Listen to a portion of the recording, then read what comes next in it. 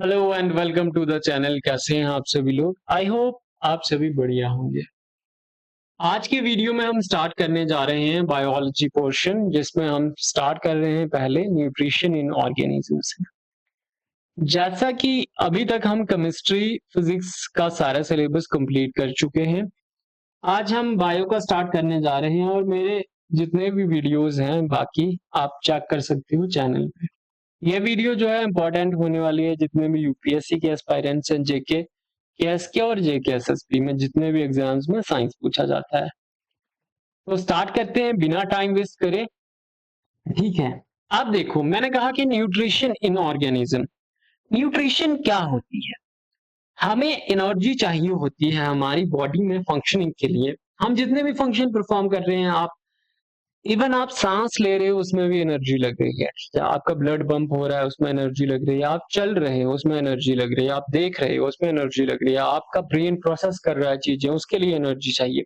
हमें एनर्जी कहाँ से मिलती है? हमें एनर्जी मिलती है फूड से, ठीक है?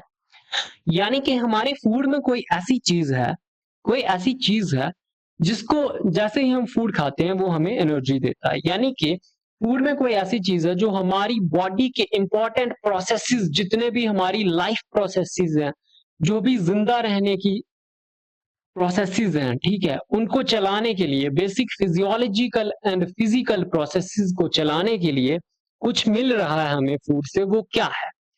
वो चीज है न्यूट्रिएंट्स। क्या है? न्यूट्रिएंट्स, ठीक है।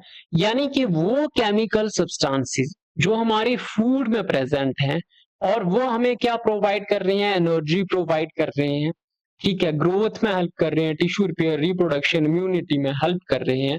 या मैं दो वर्ड में कहूं तो वो केमिकल सब्सटेंसेस जो हमारे फूड में प्रेजेंट हैं, जो हमारी बॉडी की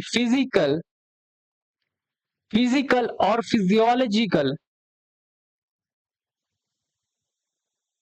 फिजियोलॉजिकल एक्टिविटीज के लिए इंपॉर्टेंट हैं, उनको हम क्या कह देंगे? न्यूट्रिएंट्स कह देंगे। और ये न्यूट्रिएंट्स हमें कहां से मिलेंगे? फूड से मिलेंगे। और फिर इन न्यूट्रिएंट्स की हेल्प से हम क्या कर पाएंगे? हमारे जितने भी लाइफ प्रोसेसेस हैं उनको परफॉर्म कर पाएंगे। तो फिर न्यूट्रिशन क्या हुआ? न्यूट्रिशन वो प्रोसेस हुआ जिसमें हम क्या कर रहे हैं? फूड का इनटेक कर रहे हैं, यानी कि इंजेशन कर रहे हैं। इंजेशन ऑफ फूड से लेकर एब्जॉर्प्शन, या मैं यूं कहूं कि यूटिलाइजेशन ऑफ फूड, उस प्रोसेस को कह देंगे न्यूट्रिशन। यानी कि process of utilisation of nutrients is called as nutrition. I hope आपको क्लियर हुआ होगा। यही चीज मैंने यहां पे लिखी है। The process of taking in food and utilising nutrients for various life processes is called as nutrition. ये आपने याद रखना है।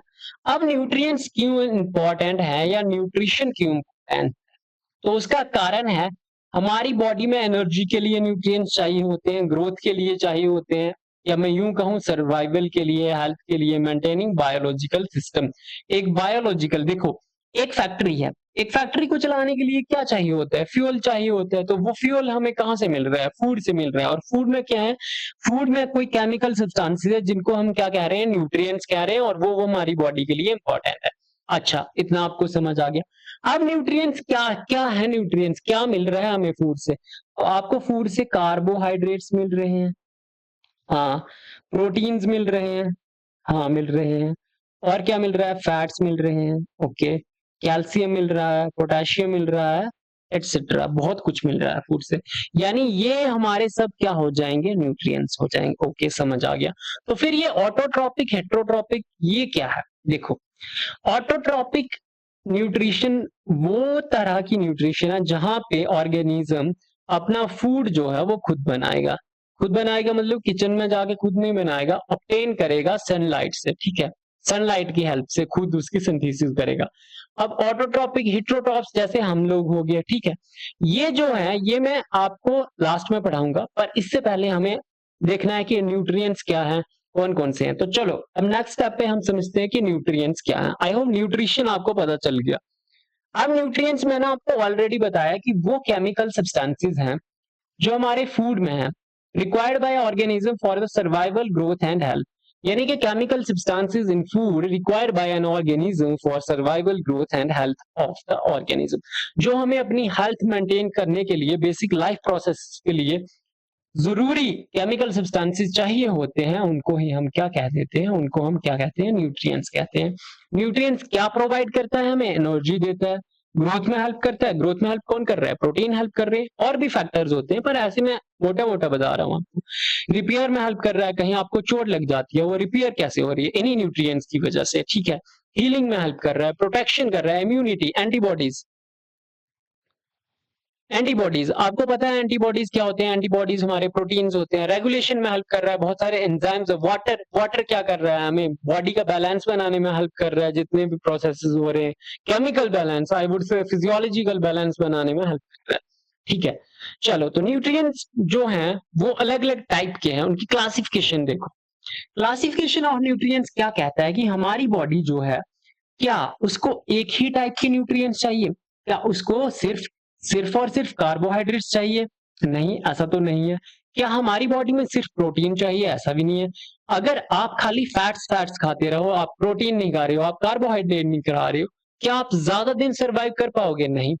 अच्छा छोड़ो, आप खाली प्रोटीन फैट ये सब कुछ खा रहे हो, कार्बोहाइड्रेट खा रहे हो, वाइटामिन खा रहे हो, मिनरल खा रहे हो, पर आप क्या कर रहे हो, आप पानी नहीं पी रहे हो, क्या आप सर्वाइव कर पाओगे, नहीं कर पाओगे, ठीक है। यानी कि ये सारे क्या है, हमारी बॉडी में एसेंशियल है, ओके। तो इनकी क्लासिफिकेशन हो रही है कि कुछ हमें क्या चाहिए, कुछ हमें ज्यादा अमाउंट में चाहिए। अब ज्यादा अमाउंट में क्या चाहिए, ज्यादा अमाउंट में वो चाहिए जो हमारी डेली एक्टिविटीज में ज्यादा रोल प्ले कर रहे हैं। जैसे हमें रोज एनर्जी चाहिए होती है, तो हमें ज्यादा एनर्जी कहाँ से मिल रही है, वो हम डेली डेली खाएंगे, ठीक है। वहीं पे कुछ है जो हमें क्या चाहिए, स्मॉल अमाउंट में चाहिए, क्या चाहिए, कम चाहिए, ज्यादा नहीं चाहिए, उस बेसिस पे है। तो एक है मैक्रो न्यूट्रिएंट्स। मैक्रो का मतलब हो गया बड़ा, नहीं, मैक्रो का मतलब हो गया जो हमें क्या चाहिए होंगे, लार्ज अमाउंट में, यानी ज्यादा क्वांटिटी में चाहिए, उनको कह देंगे मैक्रो न्यूट्रिएंट्स। और माइक्रो न्यूट्रिएंट्स क्या होंगे, जो हमें स्मॉल अमाउंट में रिक्वायर्ड होंगे। पर देखो, स्मॉल अमाउंट में रिक्वायर होंगे, इसका ये मतलब नहीं है कि हाँ चाहिए ही नहीं, वो चाहिए, बहुत क्रूशियल रोल प्ले करते हैं हमारी बॉडी में, बट चाहिए हमें क्या, कम चाहिए। जैसे वाइटामिन हो गए, मिनरल्स हो गए, ठीक, ये सब हो गया। अब देखो मैक्रोन्यूट्रिएंट्स में क्या क्या आता है। मैक्रोन्यूट्रिएंट्स में आता है कार्बोहाइड्रेट्स, प्रोटीन्स हो गए, फैट हो गए, वाटर हो गया, ठीक। आपने एक चीज याद रखनी है, मैं यहाँ पे लिख रहा हूं CHO। इसके बाद आपने याद रखना है magnesium, wait a second, magnesium, calcium और सल्फर। फिर याद रखना है नाइट्रोजन, फास्फोरस और पोटेशियम। ये 9 क्या है, ये 9 आपके मैक्रोन्यूट्रिएंट्स हैं, ओके। आपको समझ आया, ये 9 क्या है, ये 9 आपके मैक्रोन्यूट्रिएंट्स हैं, ठीक है। ये आपने याद रखना है, आपको कहीं भी पेपर में दिख जाए तो आपने याद रखना है कि ये 9 क्या है, मैक्रोन्यूट्रिएंट्स। इनके अलावा जो बच गए, जैसे आयरन हो गया, जिंक हो गया, आयोडीन हो गया, ये सारे क्या है, ये माइक्रोन्यूट्रिएंट्स। आई होप आपको क्लियर, ठीक। हाँ, पोटाशियम जैसे है, पोटाशियम किस में हेल्प करता है, आपको ब्लड प्रेशर मेंटेन करने में हेल्प करता है। अगर ज्यादा पोटेशियम होगा आपकी बॉडी में तो क्या होगा, लो प्रेशर होगा, क्या होगा, लो प्रेशर होगा। अगर ज्यादा क्या होगा, सोडियम होगा, तो क्या होगा, बॉडी का प्रेशर हाई होगा। आई होप यहाँ तक आपको क्लियर हुआ। तो कितने तरह के न्यूट्रिएंट पढ़े हमने अमाउंट के बेसिस पे, मैक्रो, माइक्रो। मैक्रो जो है वो ज्यादा चाहिए होते हैं, माइक्रो क्या होता है, कम चाहिए होते हैं। मैक्रो में क्या आता है, कार्बोहाइड्रेट, प्रोटीन, फैट, वाटर। अगर आपको आप ये याद नहीं रख पा रहे हैं, ठीक है, ये याद नहीं रख पा रहे हैं, तो आपने ये 9 याद रखने हैं। इनके अलावा जो बच गए, जैसे वाइटामिन हो गए, मिनरल्स हो गए, वो क्या है, वो माइक्रोन्यूट्रिएंट्स है। अब फंक्शन क्या है, देखो, अब इतना हो गया। इसके अलावा हम इनको फंक्शन के बेसिस पे भी क्लासिफाई करते हैं। जैसे जो हमें ज्यादा एनर्जी प्रोवाइड कर रहा है, तो कौन है, वो कार्बोहाइड्रेट्स। जो हमारी बॉडी में बिल्डिंग ब्लॉक की तरह एक्ट कर रहा है, वो कौन है, प्रोटीन है, ठीक है। उसके बाद फैट्स जो हैं, जैसे हमारा क्या है, सेल मेम्ब्रेन, ठीक, सेल मेम्ब्रेन, उसमें बहुत इंपॉर्टेंट रोल है किसका, फैट्स का, ओके। वाटर क्या है, वाटर तो यूनिवर्सल सॉल्वेंट है, वाटर के बिना काम चल ही नहीं सकता, तो वाटर भी इंपॉर्टेंट है। वही मैंने यहाँ पे लिखा हुआ है, देखो, एनर्जी प्रोवाइड करता है फैट्स। आपने मुझे बताना है कि फैट जो है वो कितने किलो कैलोरी, 1 ग्राम हमें कितने किलो कैलोरी एनर्जी प्रोवाइड करेगा, ये आपने कमेंट्स में बताना है, ओके। चलो, अब देखो, अब स्टार्ट करते हैं हम वन बाय वन। किससे स्टार्ट करेंगे, सबसे पहले हम स्टार्ट करेंगे कार्बोहाइड्रेट से, ओके। तो कार्बोहाइड्रेट्स क्या है? Hydrates of carbon and hydrogen. नहीं समझ आया क्या हो गया हाइड्रेट? आपने सीधा याद रखना है कि कार्बोहाइड्रेट्स कुछ नहीं है, शुगर की फॉर्म है, ठीक है। शुगर्स को ही हम क्या बोलते हैं? कार्बोहाइड्रेट्स। इतना इतना समझ आ गया ना। और क्या है, ये हमें क्या प्रोवाइड करते हैं? एनर्जी प्रोवाइड करते हैं, और हमारा प्राइमरी फ्यूल है। प्राइमरी फ्यूल क्यों है? क्योंकि हम बहुत ज्यादा कार्ब्स को कंज्यूम करते हैं। राइस में मिल रहा है, व्हीट में, ब्रेड में मिल रहा है, पोटैटो में मिल रहा है कार्बोहाइड्रेट, ठीक है। तो यहाँ पे मैंने लिखा था primary source of energy for most organisms are carbohydrates. Carbohydrates में जैसे मैं यहाँ लिख रहा हूँ C6H12O6, ये क्या है? ये ग्लूकोज का फॉर्मूला है। हमारी बॉडी को चलाने के लिए ग्लूकोज बहुत इंपॉर्टेंट है। अगर ग्लूकोज की कमी हो जाए बॉडी में तो हमारी ब्रेन फंक्शनिंग जो है वो भी क्या हो जाएगी? स्लो हो जाएगी। ये आपने याद रखना है। तो कार्बोहाइड्रेट्स जो हैं ये एनर्जी प्रोवाइड करते हैं, और ये कितनी एनर्जी प्रोवाइड करते हैं? डेली हमारा जो कैलोरी रिक्वायरमेंट है, जो हमारी बॉडी में एनर्जी का रिक्वायरमेंट है, उसमें से कार्बोहाइड्रेट्स कितना प्रोवाइड कर पा रहे हैं? तो ये प्रोवाइड करते हैं हमें 55 से लेकर 65% of the daily caloric requirement in humans, ठीक। उसके अलावा आपने जो मेन चीज आपको पता होनी चाहिए, मैंने ऊपर ही बताया, CHO। इन तीन चीजों से मिलके क्या बनते हैं? कार्बोहाइड्रेट्स। देख लो फॉर्मूला, C है, H है, O है, ओके, समझ आ गया। जनरल फॉर्मूला क्या हो जाएगा? CH2O whole N, CH2O whole N, ठीक। अगर यहाँ पे मैं इस N की वैल्यू कितनी ले लूं, N की वैल्यू अगर मैं 6 ले लूं तो क्या बनेगा हमारा? C6, हाँ, 6 इंटू 2 कितना हो गया? 12, H12, और O क्या बन जाएगा? 6। तो जनरल फॉर्मूला क्या हो गया? CH2O whole N। ये आपने याद रखना है। आई होप इतना आपको क्लियर हो गया। चलो, अब ये एनर्जी कैसे प्रोवाइड करते हैं? एनर्जी ऐसे प्रोवाइड करते हैं, आपने ये फूड था आपका, ठीक है, ये आपका खाना था, ये आपने खाया, यहाँ से आपको क्या मिले? कार्बोहाइड्रेट्स मिले, उनकी डाइजेशन हुई, थोड़ा सिंपलर फॉर्म में वो ब्रेक हुए, और किस फॉर्म में आ गए? ग्लूकोज। अब ग्लूकोज आपका ब्लड के थ्रू कहाँ जा रहा है? आपकी सेल में जा रहा है, वहां पे प्रोसेस हो रहा है रेस्पिरेशन का, और वहां से आपको क्या मिल रही है? एनर्जी बन रही है ATP की फॉर्म में। इस एनर्जी का आप यूटिलाइजेशन कर रहे हो बॉडी के इंपॉर्टेंट लाइफ प्रोसेसेस, जितने भी फंक्शन है उनको परफॉर्म करने में। आई होप इतना आपको क्लियर हुआ होगा। यही JKSSB के इंपॉर्टेंट क्वेश्चन है, आपने ध्यान रखना है। एक ये, ठीक, और ये जो है इसका जनरल फॉर्मूला और कंपोजिशन आपने याद रखना है। आगे मैं आपको इनके एग्जांपल्स बताऊंगा जब 1 बाय 1 देखें। अब देखो, कार्बोहाइड्रेट्स को भी हम क्लासिफाई करते हैं किसमें? वो कार्बोहाइड्रेट जो एक यूनिट से मिलके बने हैं। ये फंक्शन मैं आपको ऑलरेडी बता चुका हूं। कार्बोहाइड्रेट हमें 1 ग्राम 1 ग्राम कार्ब से हमें मिलती है 4 किलो कैलोरी ऑफ एनर्जी। आपने फैट का मुझे बताना है, ठीक, फैट का आपने बताना है। चलो, अब देखो, कार्बोहाइड्रेट्स जो हैं इनको भी हम फर्दर क्लासिफाई करते हैं किसमें? Monosaccharide, disaccharide, oligosaccharide and polysaccharide. क्या मतलब हुआ? समझ नहीं आया? देखो, मैंने आपको कहा कार्बोहाइड्रेट क्या होते हैं? शुगर। जो 1 यूनिट ऑफ शुगर से बना होगा उसको हम कह देंगे मोनो, ठीक। जिसमें 2 यूनिट शुगर के होंगे उसको कह देंगे डाई। जिसमें 3 से लेकर 10 यूनिट होंगे, जैसे रैफिनोज और स्टैक्यूज हो गया, इसको कह देंगे ट्राइसेक्राइड्स।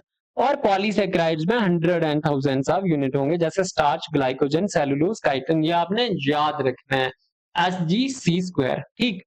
Cellulose, chitin, glycogen. अब आपने मुझे बताना है ग्लाइकोजन कहाँ होता है, ठीक। उसके अलावा आपने मुझे बताना है सेलुलोज कहाँ होता है, और काइटिन कौन से ऑर्गेनिज्म की सेल वॉल में प्रेजेंट होता है, ये आपने मुझे बताना है। तो कितने क्वेश्चन हो गए? एक हो गया फैट का एनर्जी वाला, ठीक है, 1 क्वेश्चन। दूसरा हो गया ग्लाइकोजन कहाँ होता है, सेलुलोज कहाँ होता है, और काइटिन कहाँ होता है। कुल मिला के अभी तक आपके 4 क्वेश्चन हो चुके हैं होमवर्क के, ये आपने बताने हैं। और मैं कह रहा हूं कि बाकी वीडियोस को मैं आपको नहीं भी बोलूंगा कि शेयर करो, पर इस वीडियो में एक कंटेंट बनाने में बहुत मेहनत लगा है। तो अगर आपको अच्छा लग रहा है तो प्लीज शेयर करें इसको, जो भी जितने भी एस्पायरेंट्स हैं उनके साथ शेयर करें। देखो, सबका भला करोगे तो खुद का भला खुद हो जाएगा, ओके। चलो, अब आ जाते हैं कि मोनोसेक्राइड्स और डाइसेक्राइड में क्या डिफरेंस है। आप सोच रहे होंगे ये ऑलरेडी लिखा हुआ है और ये एजी क्लासेस कौन है? ये मेरा ही चैनल है, यहाँ पे मैं 10th 9th 11th 12th को पढ़ाता हूँ, ठीक है। तो वहीं से ये आया हुआ है। ओके, तो देखो अब मोनोसेक्राइड कौन है, मैंने ऑलरेडी आपको बताया मोनोसेक्राइड है, इनमें क्या होगा, सिंगल यूनिट होगा। ठीक, जैसे क्या हो गया, ग्लूकोज हो गया C6H12O6। अब दो ग्लूकोज अगर मिल जाएंगे तो ये क्या बना देंगे, डाइसेक्राइड बना देंगे। और कौन सा डाइसेक्राइड बनाएंगे, इसमें एक और ग्लूकोज जोड़ दिया मैंने सपोज, ठीक है, O6, इसमें मैंने फिर से जोड़ा C6H12O6, तो हमें मिल क्या जाएगा, हमें मिलेगा माल्टोज, माल शुगर भी बोलते हैं। ठीक है, ये देखो जर्मिनेटिंग ग्रेन्स में होता है। वैसे ही अगर मैं ग्लूकोज और गैलेक्टोज को जोड़ दूंगा, गैलेक्टोज कहाँ होता है, गैलेक्टोज होता है मिल्क में, और ग्लूकोज कहाँ होता है, फ्रूट्स में होता है, ब्लड में होता है। इन दोनों को अगर मैं मिला दूंगा, ग्लूकोज और गैलेक्टोज, तो हमें क्या मिलेगा, लैक्टोज मिलेगा। Glucose plus galactose is lactose. यानी कि क्या हुआ कि मोनोसेक्राइड के यूनिट्स जब मिल जाते हैं तो ये क्या बना देते हैं, ये एक डाइसेक्राइड बना देते हैं। और जब डाइसेक्राइड में और मोनोसेक्राइड जुड़ेंगे तो वो क्या बना देंगे, मोनोसेक्राइड या डाइसेक्राइड, डाइसेक्राइड ही जुड़ेंगे तो वो क्या बना देंगे, या तो ओलिगोसेक्राइड्स बना देंगे और या तो पॉलीसेक्राइड्स बना देंगे। आई होप आप क्लियर हो रहा होगा। यहाँ पे आपने याद क्या रखना है कि किसका सोर्स क्या है, और फ्रक्टोज, फ्रक्टोज को हम फ्रूट शुगर बोलते हैं। कहाँ से मिलता है, हनी से मिलता है, ठीक है, और फ्रूट से भी मिलता है, आपने याद रखना है। ओके, चलो अब कह रहा है कि ग्लूकोज, ये इंपॉर्टेंट चीज है, मैंने लिखा हुआ है यूपीएससी फैक्ट है कि ठीक, क्या ग्लूकोज जो है biologically known as blood sugar. ठीक, जैसे आपने देखा होगा जिन लोगों को किसका प्रॉब्लम होता है, डायबिटीज का प्रॉब्लम होता है, शुगर का प्रॉब्लम होता है, उनका ब्लड ग्लूकोज लेवल जो है बहुत ज्यादा क्या हो जाता है, कभी बढ़ जाता है, कभी कम हो जाता है। तो फिर कंट्रोल करने के लिए क्या देते हैं हम, इंसुलिन। ये सब आपको याद होना चाहिए। बताओ इंसुलिन कहाँ से रिलीज होता है, बताओ भाई, कौन सी ग्लैंड है, ग्लैंड का नेम बताओ। चलो फिर आगे ओलिगोसेक्राइड्स एंड पॉलीसेक्राइड। ओलिगोसेक्राइड क्या होगी, मैंने ऑलरेडी बताया आपको, जहां पे 3 से लेकर 10 यूनिट ऑफ मोनोसेक्राइड होंगे उनको ओलिगोसेक्राइड कहेंगे, और मोर देन 10 जहां पे होंगे उनको क्या कह देंगे, पॉलीसेक्राइड। ओलिगोसेक्राइड्स का एग्जांपल मैंने बताया रैफिनोज एंड स्टैक्यूज। और प्राइमरी सोर्स क्या है ओलिगोसेक्राइड्स का, बीन्स, पीज, सोयाबीन्स, ये आपने याद। पॉलीसेक्राइड मोस्ट इंपॉर्टेंट, इनमें एग्जांपल्स आ जाते हैं, ये आपने याद करना है, इसको मैं लिख रहा हूं यहाँ पे इंपॉर्टेंट।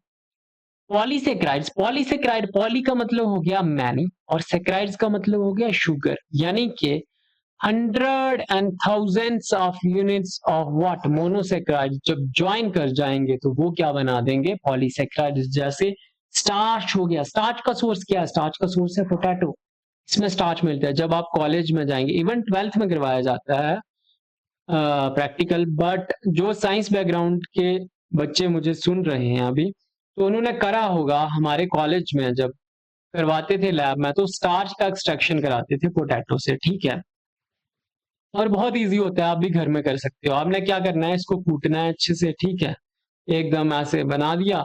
उसके बाद इसमें क्या मिक्स करना है, वाटर मिक्स करना है, और फिर फिल्टर पेपर पे लगा देना है। ठीक, पहले इसको अच्छे से वो करना है, फिर इसको फिल्टर करके जो वेस्ट होगा, जो पोटैटो का वेस्ट होगा वो रिमूव कर देना, और जो वाटर बचेगा, ठीक है, उसको वाटर में मिक्स करके इससे फिल्टर करने हैं। इधर आपको व्हाइट पाउडर दिखेगा, वो व्हाइट पाउडर ही स्टार्च होगा। ठीक है, ये आपके काम की नहीं थी, ऐसे मैंने बता दी। ठीक, स्टार्च हो गया। ग्लाइकोजन, ग्लाइकोजन देखो प्राइमरी स्टोरेज इन एनिमल, आपने बताना है कि ह्यूमंस में लीवर में क्या स्टोर होता है, क्या वो ग्लाइकोजन होता है। और ये ग्लाइकोजन स्टोर क्यों होता है, देखो जब स्टार्च हो जाएगा ना तो ग्लाइकोजन की फॉर्म में कन्वर्ट हो जाएगा और हमारी बॉडी में स्टोर रहेगा।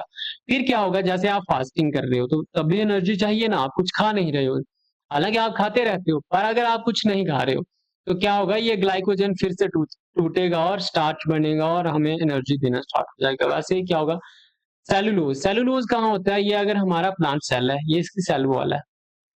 ठीक, सेल वॉल को जो हार्डनेस प्रोवाइड कर रहा है वो उसका कारण क्या है, सेलुलोज है। ठीक, और chitin, exoskeleton of insects and crustaceans में प्रेजेंट होता है, मैंने ऑलरेडी आपको आंसर बता ही दिए।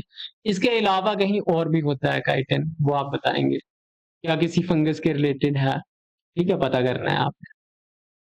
अब आगे कि पॉलीसेक्राइड्स के क्या सोर्सेज हैं, क्या फंक्शंस हैं। देखो, स्टार्च जो है, स्टार्च का सोर्स क्या है? राइस, व्हीट, पोटैटो और मेज। यानी कि हमारा जो डेली फूड कंजप्शन है, जो हम ज्यादा खा रहे हैं, वहां से क्या मिल रहा है? स्टार्च। और स्टार्च क्या है? कार्बोहाइड्रेट्स। ठीक है। फंक्शन क्या है? Storage carbohydrates of plant. ठीक है। प्लांट में कार्बोहाइड्रेट स्टोर होता है, जैसे पोटैटो क्या है? प्लांट है, और इसमें क्या कार्बोहाइड्रेट स्टोर है? किस फॉर्म में? स्टार्च की फॉर्म में। ओके। ग्लाइकोजन सोर्स क्या है? लीवर और मसल में स्टोर। मैंने ऑलरेडी बताया कि लीवर में स्टोर होता है। Function maintain blood glucose level. जब हमारी बॉडी में ग्लूकोज कम होने लगेगा, सॉरी मैंने ऊपर स्टार्च बोल दिया था, जब ग्लूकोज कम होने लगेगा तो क्या होगा? ये जो ग्लाइकोजन है, इसका ब्रेक डाउन होने लगेगा और हमें ग्लूकोज मिलने लगेगा। ठीक। फिर सेलुलोज प्लांट सेल वॉल में होगा। फंक्शन क्या होगा? रिजिडिटी प्रोवाइड करना। और काइटिन क्या है? कॉकरोच, क्रैब, श्रिम्प और फंजाई। देखो मैंने कहा था ना, फंजाई। फंक्शन क्या होता है? एक्सोस्केलेटन बनाता है और फंगल सेल वॉल बनाता है। आपके सवाल का जवाब ऑलरेडी मिल चुका है। अब आपने इंपॉर्टेंट जो आपने याद रखना है, वेरी वेरी इंपॉर्टेंट, इसको मैं मार्क कर रहा हूं यहाँ पे। ये ग्लाइकोजन क्या है? एनिमल स्टार्च भी कहते हैं इसको। सेलुलोज क्या है? Most abundant organic compound on earth is cellulose. Human can not digest cellulose due to lack of cellulase enzyme. कौन सा एंजाइम नहीं है हमारे पास? Cellulase enzyme. ओके, ये आपने याद रखना है। ये आपने फैक्ट नहीं भूलने। ग्लाइकोजन क्या है? एनिमल स्टार्च कहते हैं। मोस्ट अबंडेंट क्या है? सेलुलोज। ह्यूमन सेलुलोज डाइजेस्ट क्यों नहीं कर पाते? क्योंकि सेलुलेज एंजाइम नहीं है। आई होप आपको यहां तक क्लियर हुआ होगा, मिक्स नहीं हुआ होगा। अगर मिक्स हो चुका है तो मैं अभी बता देता हूँ। हम क्या पढ़ रहे थे? हम पढ़ रहे थे कार्बोहाइड्रेट्स। इसमें हमने क्या पढ़ा? मोनो पढ़ा, मोनोसैकेराइड्स। ठीक। उसके बाद क्या पढ़ा हमने? डाइसैकेराइड्स पढ़ा। उसके बाद ओलिगोसैकेराइड्स, देन पॉलीसैकेराइड्स। पॉलीसैकेराइड में हमने क्या देखा? स्टार्च देखा। फिर ग्लाइकोजन। ग्लाइकोजन के अलावा हमने देखा सेलुलोज और काइटिन एंड काइटिन। ठीक। इतना तक हम अभी तक कर चुके हैं। ओके। अब कह रहा है कि अगर ये कार्बोहाइड्रेट्स हमारी बॉडी में इंक्रीज कर जाएं या इनकी कमी हो जाए तो हमें क्या होगा? ठीक। डेफिशिएंसी से क्या होगा और एक्सेस से क्या होगा? Effects of deficiency. डेफिशिएंसी अगर हो जाए, अब देखो आपकी बॉडी में ग्लूकोज है। ग्लूकोज क्या कर रहा है? आपको एनर्जी प्रोवाइड कर रहा है। अगर आपकी बॉडी के ग्लूकोज लेवल कम हो जाएंगे तो क्या होगा? आप एनर्जेटिक फील नहीं करोगे। ठीक है, एनर्जेटिक फील नहीं करोगे तो इसका मतलब आपको फटीग होगा, लेथार्जी होगी, सीवियर वीकनेस हो जाएगा, वेट लॉस होने लगेगा आपका, किटोसिस होगा। ठीक है, ये एक मेटाबॉलिक स्टेट होती है। मसल्स का ब्रेक डाउन होगा, ये सब चीजें होंगी। उसके बाद कह रहा है कि अगर आप एक्सेस में इनटेक करेंगे तो क्या होगा? अगर आप एक्सेस में ले रहे हैं तो ओबेसिटी हो जाएगी, आपको हाई डायबिटीज रिस्क हो जाएगा। ओबेसिटी हो गया मोटापा, फैट अकम्युलेशन होने लगेगा, कार्डियोवैस्कुलर डिसऑर्डर्स होंगे, ये आपने याद रखना है। ओके, ठीक है, ठीक है, ठीक है, ठीक है। आगे बढ़ते हैं। नेक्स्ट है, देखो यहां तक हमने कार्बोहाइड्रेट्स का कर लिया। अब आते हैं प्रोटीन, यानी कि building block of the body, इनके बारे में बात। प्रोटीन क्या है? प्रोटीन को मैंने आपको कहा कि बिल्डिंग ब्लॉक ऑफ बॉडी है। ठीक। उसके अलावा हमने कार्बोहाइड्रेट्स में देखा था कि कार्बोहाइड्रेट क्या होते थे। जैसे पॉलीसेकेराइड थे, वो एक सिंगल यूनिट से मिलते थे, फिर एक और यूनिट मिल रहा है, एक और एक और एक और एक और ऐसे बहुत सारे यूनिट मिलके क्या बना देते थे? हमारे पॉलीसेकेराइड्स बना देते थे या ओलिगोसेकेराइड बना देते थे। वैसे ही हमारे प्रोटीन भी किसी चीज से बने होंगे। तो वो प्रोटीन जो बने हुए हैं वो किस चीज से बने हुए हैं? प्रोटीन हमारे बने हुए हैं अमीनो एसिड से। एनो एसिड्स। ठीक है, ये आपने याद रखना है। प्रोटीन किससे बनते हैं? अमाइनो एसिड से। ठीक, अमाइनो एसिड से हमारे क्या बनते हैं? प्रोटीन्स। ओके। कह रहा है body building nutrients essential for primary biological functions drive from Greek word proteios meaning primary importance. यानी कि इनका मेजर रोल है हमारी बॉडी में। किस चीज में? मसल्स को बनाने में इनका रोल है, building of muscles, building of muscles. उसके अलावा क्या होते हैं प्रोटीन? एंजाइम्स। यानी फिजियोलॉजिकल रोल है। उसके बाद रिपेयर में ये हेल्प कर रहे हैं। इंपॉर्टेंस क्या है? Fundamental to play physical structure, function and regulation of the body's tissue and organs. Chemical composition की बात करूं तो ये किससे बने होते हैं? कार्बोहाइड्रेट किससे बने थे? CHO से। ये भी उनसे ही बने हैं। एक्स्ट्रा इसमें क्या लगा लो? Nitrogen, carbon, hydrogen, oxygen and nitrogen.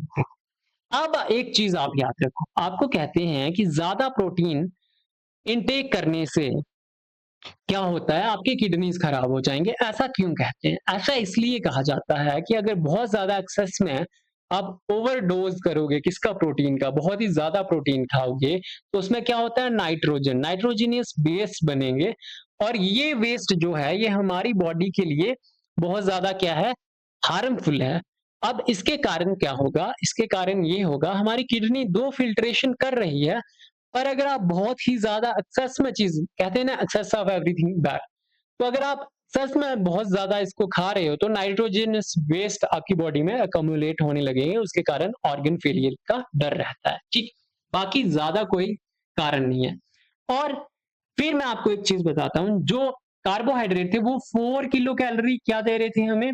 Energy दे रहा था 1 ग्राम कार्बोहाइड्रेट। तो सिमिलर केस है किसका? प्रोटीन का भी। प्रोटीन भी इतनी एनर्जी दे रहे हैं। तो आप कहोगे कि ये तो मसल भी बनाते हैं, एनर्जी भी कार्बोहाइड्रेट्स के जितनी दे रहे हैं, तो हम इनको ही क्यों नहीं ज्यादा खा रहे? कार्बोहाइड्रेट्स को क्यों खा रहे हैं? कारण उसका यही है। कारण क्या है? कारण है नाइट्रोजनस वेस्ट। और साथ में हमारा जो वेजिटेरियन डाइट है उसमें इतने ज्यादा प्रोटीन हमें नहीं मिल पाते हैं, हमें बहुत ही ज्यादा खाना पड़ेगा। ठीक, चलो इतना आपको क्लियर हुआ। आपने प्रोटीन में क्या याद रखना है? बिल्डिंग ब्लॉक है, फंक्शन, जितने भी फिजिकल और फिजियोलॉजिकल फंक्शन है उनमें रोल प्ले करते हैं, रिपेयर में रोल प्ले कर रहे हैं, टिश्यू रिपेयर में, और मेटाबॉलिज्म में रोल प्ले कर रहे हैं। कैसे? क्योंकि ये क्या है? ये है एंजाइम की तरह एक्ट करते हैं। अब एक मुझे एंजाइम याद आ रहा है, रूबिस्को। ये क्या है? ये मोस्ट अबंडेंट प्रोटीन है ऑन द यूनिवर्स। ठीक, आपने याद रखना है। चलो अब नेक्स्ट क्या है? मैंने कहा था प्रोटीन किससे बने हुए हैं? अमीनो एसिड से बने हुए हैं। अमीनो एसिड क्या है? अमीनो एसिड जो है जब ये जुड़ जाते हैं, देखो एक अमीनो एसिड, दूसरा, तीसरा, चौथा, ऐसे बहुत सारे अमीनो एसिड जब जुड़ जाएंगे, ठीक, तो ये क्या बना देंगे? पेप्टाइड्स। पेप्टाइड्स क्यों कहा? क्योंकि इनके बीच में जो ये बॉन्ड बनेगा इसको हम बोलते हैं पेप्टाइड बॉन्ड। ठीक, ये पेप्टाइड्स जब जुड़ेंगे, एक पेप्टाइड में एक और पेप्टाइड जुड़ा, एक और पेप्टाइड जुड़ा, ठीक, एक और पेप्टाइड जुड़ा, तो इन्होंने क्या बना दिया? पॉलीपेप्टाइड। पॉलीपेप्टाइड। अब ये पॉलीपेप्टाइड्स जो हैं यही हमारे क्या कहलाते हैं? प्रोटीन्स। ओके, इतना आपको क्लियर हो गया? आई होप हुआ होगा। ठीक, मैं ये साथ साथ रब कर दे रहा हूँ क्योंकि ये मैंने सारा पीपीटी में ऑलरेडी लिखा हुआ है, और आई होप आप पेन पेंसिल लेके बैठे होंगे, पेपर भी। Proteins are complex polymers constructed from amino acids. Approximately 20 common amino acids exist in the living organism. ठीक, अमीनो एसिड्स का ये आपने एक बारी देख लेना है, ग्रुप, वैसे ये आपको पूछा नहीं जाएगा तो ये मैं आपको बता नहीं रहा हूँ, इतनी केमिस्ट्री में नहीं जाना है हमें। ठीक, इसमें क्या होता है? एक अमाइनो ग्रुप होता है, एक कार्बोक्सिल ग्रुप होता है, छोड़ो फिलहाल। आपने क्या याद रखना है? आपने याद रखना है कि दो तरह के होते हैं, एक होते हैं एसेंशियल अमीनो एसिड, एक होते हैं नॉन एसेंशियल अमीनो एसिड। अब एसेंशियल क्या होगा?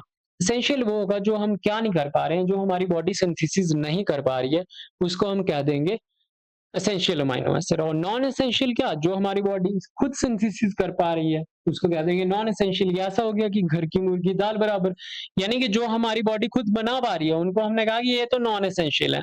जो हमारी बॉडी नहीं बना पा रही, जो हमारे पास नहीं है, जब हमारे पास जो चीज नहीं होती है हमें उसकी उतनी ही ज्यादा कदर होती है, तो उसको हमने क्या कह दिया? एसेंशियल। तो देखो यही लिखा हुआ है, can not be synthesised by the body, must be obtained through diet. और नॉन एसेंशियल क्या है? Can be synthesised naturally by the human body. Examples हो गए एलानाइन, ग्लाइसिन एंड सेरीन। ये आई थिंक 9 होते हैं क्या हमारे नॉन एसेंशियल अमीनो एसिड? हमारे कितने हैं? 9। कौन कौन से हैं? Lysine, leucine, isoleucine, valine, methionine, phenylalanine, tryptophan, threonine and histidine. कितने हो गए? 1 2 3 4 5 6 7 8 और 9। ठीक, क्या आपको इनके नाम याद करने हैं? देखो, अगर आप जेकेएसएसबी के लिए कर रहे हैं तो नहीं कर रहे हैं याद, बट अगर आप यूपीएससी के लिए कर रहे हैं तो वो पूछ सकता है आपको कि विच of the following is an essential amino acid. तो आपको आना चाहिए। तो कैसे याद रखना है आपने? Lysine, leucine same same sound के हैं, फिर आइसोल्यूसिन। ठीक है, लाइसिन, ल्यूसिन और ल्यूसिन में आइसो लगा दिया तो आइसोल्यूसिन, 3 हो गए। फिर आपने याद रखना है valine, methionine, phenylalanine, tryptophan, threonine. T वाले साथ में याद कर लो, ट्रिप्टोफैन, थ्रियोनाइन। हाँ ठीक है, फिर क्या बचा? हिस्टिडीन बचा।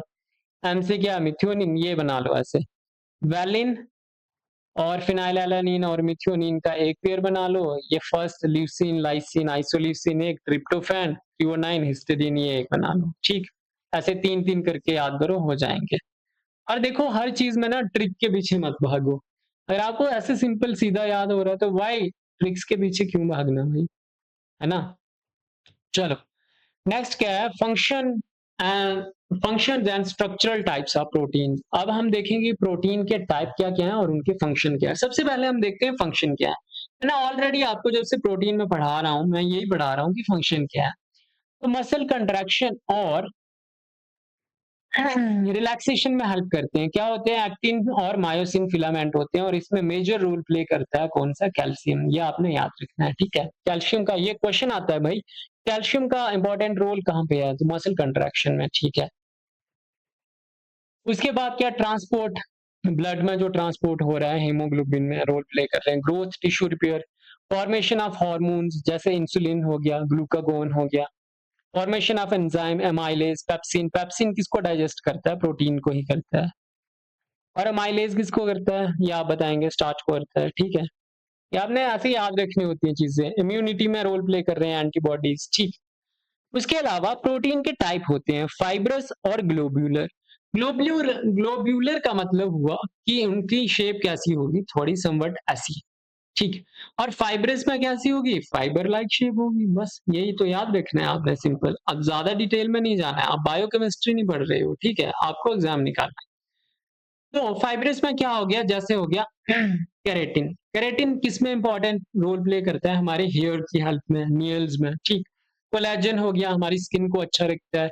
इलास्टिन हो गया, इसका भी इंपॉर्टेंट रोल है। कहाँ? स्किन में। जो आपको झुर्रियां आ जाती हैं वो किसके कारण आती हैं? इलास्टिन और कोलेजन की कमी से आती हैं। ठीक, फिर ग्लोब्यूलर कैसे हैं? जिसका ग्लोब्यूल जैसा शेप होगा। कौन से आ गए? हीमोग्लोबिन आ गया, इंसुलिन आ गया, एंजाइम आ गया। आपने याद कर लेना। ठीक, देखो, अगर आपको ये नोट्स चाहिए होंगे, आपको कमेंट्स में लिखना पड़ेगा कि नोट्स चाहिए। फिर कह रहा है कि प्रोटीन के सोर्सेज क्या क्या है, सोर्सेज ऑफ प्रोटीन, और डेफिशिएंसी डिजीजेस क्या होती हैं प्रोटीन से। तो प्रोटीन का सोर्स क्या है? एक तो वेजिटेरियन सोर्स है, वेज सोर्स है, और एक नॉन वेज सोर्स है। ठीक, एनिमल सोर्स कह लो या। तो एनिमल में क्या होगा? Egg, fish, meat, milk, paneer. इन सब से आपको क्या मिल रहा है? इन सब से आपको मिल रहा है प्रोटीन। और प्लांट में क्या? Pulses, lentils, soybean, peas, beans. इन सभी से आपको क्या मिल रहे हैं? प्रोटीन। ओके, अब ये 2 डिजीज मैंने लिखी है, इनको मैं स्टार लगा रहा हूँ। Most most most important disease है। एक है मेरास्मस, एक है क्वाशकर डिजीज। ठीक है, अब ये जो है क्वाशकर डिजीज जो है, इसमें क्या होता है? ये बच्चों में होती है। जब प्रोटीन की कमी हो जाती है तो उनका क्या हो जाता है? पेट ऐसे बाहर की तरफ स्वेल कर जाता है और हड्डियां बहुत ज्यादा क्या हो जाती है? कमजोर। स्वेलन हो जाती है और एडीमा हो जाता है। और मेरास्मस में क्या होता है? प्रोटीन के साथ साथ कैलोरी डेफिशिएंसी होती है। और मेरास्मस डिसीज किसमें होती है? अडल्ट्स में होती है। सीवियर वेट लॉस होगा। ठीक है, बॉडी बहुत ज्यादा पतली हो जाएगी, एकदम ऐसे कंकड़ कांटा बन जाओगे। अब ये होता क्यों है? देखो, अब एक टाइम तक प्रोटीन प्रॉपर जितनी आपकी बॉडी को रिक्वायरमेंट थी आप ले रहे थे, उसके बाद आपने क्या कर दिया? प्रोटीन लेना बंद कर दिया। तो क्या हो जाएगा? धीरे धीरे आपके मसल्स डीजनरेट करेंगे, कोलेजन कम होगा। ठीक है, इलास्टिन कम होगा। जितने भी प्रोटीन है, आप बाकी कुछ भी खा रहे हो उसको प्रॉपरली डाइजेस्ट नहीं कर पा रहे हो, क्योंकि एंजाइम्स भी प्रोटीन है। ठीक है, तो एकदम आपकी बॉडी कैसी हो जाएगी? सूख के कांटा हो जाएगी। वो होता है मेरास्मस। अब बोल रहा है कि एक्सेस ऑफ प्रोटीन लेने से क्या होता है। मैंने ऑलरेडी आपको बताया है कि can lead to kidney stress, dehydration, increased nitrogenous waste production और किडनी फेलियर भी कॉज कर सकता है। तो ये था अभी तक हमारा प्रोटीन के रिलेटेड। अब ये एक बारी आप खुद से देख लेना कि न्यूट्रिशन क्या होता है, न्यूट्रिएंट्स क्या होते हैं, उनकी क्लासिफिकेशन, ब्लड शुगर किसको कहते हैं, एनिमल स्टार्च किसको कहते हैं, काइटिन क्या है।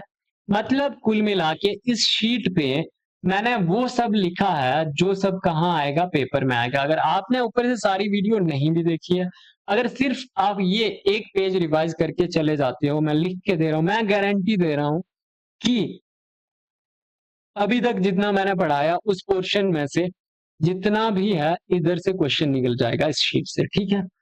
अब इसके बाद फैट्स, ये भी मैक्रोन्यूट्रिएंट का पार्ट है। जब भी हमारे दिमाग में फैट वर्ड आता है, फैट से हमें क्या याद आता है कि कुछ मोटी चीज होगी। देखो, हमारी बॉडी में अलग अलग प्रकार का क्या होता है, टिश्यू, और उनमें से एक टिश्यू है एडिपोज टिश्यू ह्यूमंस में, ठीक है। वो एडिपोज टिश्यू जो है उधर फैट स्टोर होता है, ठीक। उसके अलावा जितने भी प्लांट्स हैं, जितना भी ऑयल हम कंज्यूम कर रहे हैं, ऑयल, घी, बटर, ये सारा क्या है, फैट की फॉर्म है। अब फैट भी दो तरह का होता है, एक सैचुरेटेड फैट होता है और एक अनसैचुरेटेड फैट होता है। बट अगर मैं थोड़ा टेक्निकल बात करूं, थोड़ा केमिस्ट्री के टर्म्स में मैं बात करूं, तो हमारे फैट्स जो हैं वो कार्बन, हाइड्रोजन और ऑक्सीजन से बने हुए हैं। मैंने ऑलरेडी आपको बताया था कि मैक्रोन्यूट्रिएंट की जब भी बात आएगी वहां पे कुछ एलिमेंट्स हमको कॉमन मिलेंगे। वो एलिमेंट्स क्या हैं, आई होप आपने याद करे हैं, एनपीके, और क्या थे, तीन और थे, मैग्नीशियम, कैल्शियम और सल्फर। ये 9 एलिमेंट्स मैक्रोन्यूट्रिएंट में हमेशा ही होंगे, ठीक है। इनमें इन 9 में से कोई 3 हो सकते हैं, कोई 2 हो सकते हैं, पर ये मैक्रोन्यूट्रिएंट में पाए जाते हैं, ठीक है। तो देखो, यही कह रहा है कि organic compounds made of carbon, hydrogen and oxygen, जो क्या है, जो वाटर हीटिंग है, जो वाटर में इंसॉल्युबल है। इंसॉल्युबल का मतलब क्या हुआ, उनको पानी से डर लगता है, और डर लगने का मतलब क्या हो गया कि वो हाइड्रोफोबिक है, ठीक है। हाइड्रोफोबिक नेचर है किसका, लिपिड्स का। अब जैसे ही अपने फैट या लिपिड वर्ड आपके ब्रेन में आया, तो आपको सबसे पहले एक चीज पता होनी चाहिए कि हमारी जो स्किन है, स्किन, अच्छा स्किन को छोड़ो, हमारा जो सेल है, ठीक है, हमारा जो सेल है उसकी जो आउटर कवरिंग है, आउटर कवरिंग, वो किस चीज की बनी हुई है, वो लिपिड बाइलेयर है, बाइलेयर ऑफ लिपिड्स, यानी उसमें क्या है, बाइलेयर ऑफ लिपिड्स, यानी कि उसमें क्या है, फैट्स हैं, ठीक। तो हमारी क्या, सेल की मेम्ब्रेन बनाने में भी किसका योगदान है, फैट्स का योगदान है।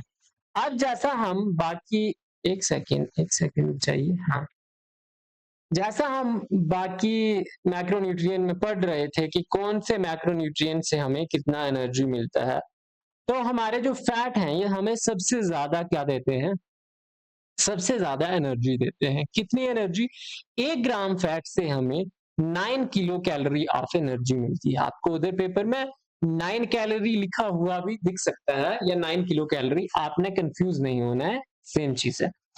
ये मोस्ट इंपॉर्टेंट पॉइंट है, इसको आप स्टार मार्क कर लीजिए कि 1 ग्राम फैट से हमें 9 किलो कैलोरी ऑफ एनर्जी मिल रहा है, ठीक है। आई होप इस स्लाइड से आपको चीजें क्लियर हुई होंगी। काम करते हैं एज अ क्वेश्चन, एक्ट करते हैं to protect kidney, heart, eye ball, ठीक। आपको ये सब समझ आ रहा होगा, ये चीज आप एक बार खुद भी पढ़ सकते हैं। उसके बाद क्या, structural role, essential for cell membrane, nuclear membrane, mitochondrial membrane, मतलब जितने भी हमारी बॉडी में मेम्ब्रेन्स बन रहे हैं उनमें फैट का बहुत बड़ा इंपॉर्टेंट रोल है। तो क्या सर फैट का ही रोल है और कोई नहीं, नहीं, प्रोटीन, बाकी चीजें भी है बहुत कुछ, बट एक मेजर कंपोनेंट जो बना रहा है वो फैट बना रहे हैं, इतना आपने याद रखना है, ठीक। फिर हार्मोन फॉर्मेशन में synthesis of testosterone, oestrogen, cortisol, इसका दूसरा नाम है स्ट्रेस हार्मोन। स्ट्रेस हार्मोन ये आपने याद रखना है, ठीक। टेस्टोस्टेरोन क्या है, मेल हार्मोन, मेल हार्मोन, और इनका थोड़ा स्टीरॉयडल नेचर होता है, ये भी आपने याद रखना है। उसके बाद विटामिन अब्जॉर्प्शन में हेल्प करता है, कौन कौन से विटामिन, जो फैट में सॉल्युबल होते हैं। देखो, आगे हम पढ़ेंगे विटामिन, बट मैं आपको बता रहा हूं कि विटामिन दो तरह के होते हैं। एक होते हैं, कहाँ पे लिखूं, हाँ यहाँ पे लिख देता हूँ। एक होते हैं वाटर सॉल्युबल, जो पानी में घुल जाए।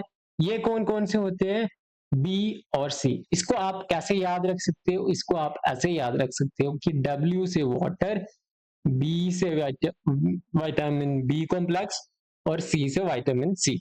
तो क्या हो गया, WBC, व्हाइट ब्लड कार्पसेल्स आपने पढ़ा होगा, ठीक है, या व्हाइट ब्लड सेल। तो उससे आप याद रख सकते हो कि कौन से हैं व्हाइट ब्लड सेल, जो है वो किसमें सॉल्युबल है, वाटर सॉल्युबल, यानी कि वाटर सॉल्युबल विटामिन कौन कौन से हो गए, बी और सी।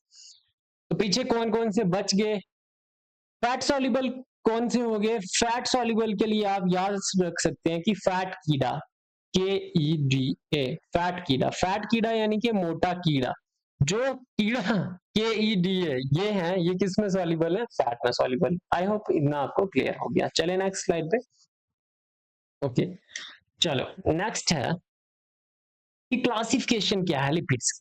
मैंने आपको एक क्लासिफिकेशन सिंपल सी बता दी। देखो, लिपिड्स जैसे हमारे कार्बोहाइड्रेट्स से, simple carbohydrates, complex carbohydrates. Simple में हमने पढ़ा था कि मोनोसैकेराइड्स, डाइसैकेराइड्स, फिर कॉम्प्लेक्स में हमने पढ़ा था कि पॉलीसैकेराइड। उनमें हमने क्या देखा था, starch, glycogen, cellulose etcetera.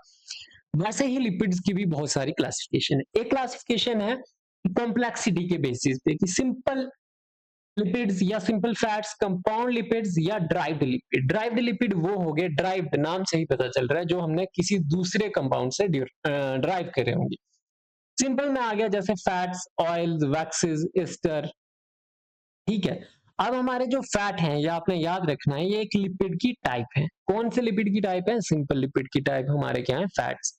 Oil, waxes ये हो गया। Asters of fatty acid and alcohol, ये आपने याद रखना। फिर क्या है, कंपाउंड लिपिड्स कौन से हो गए, जैसे फॉस्फोलिपिड्स, ग्लाइकोलिपिड्स, लिपोप्रोटीन्स।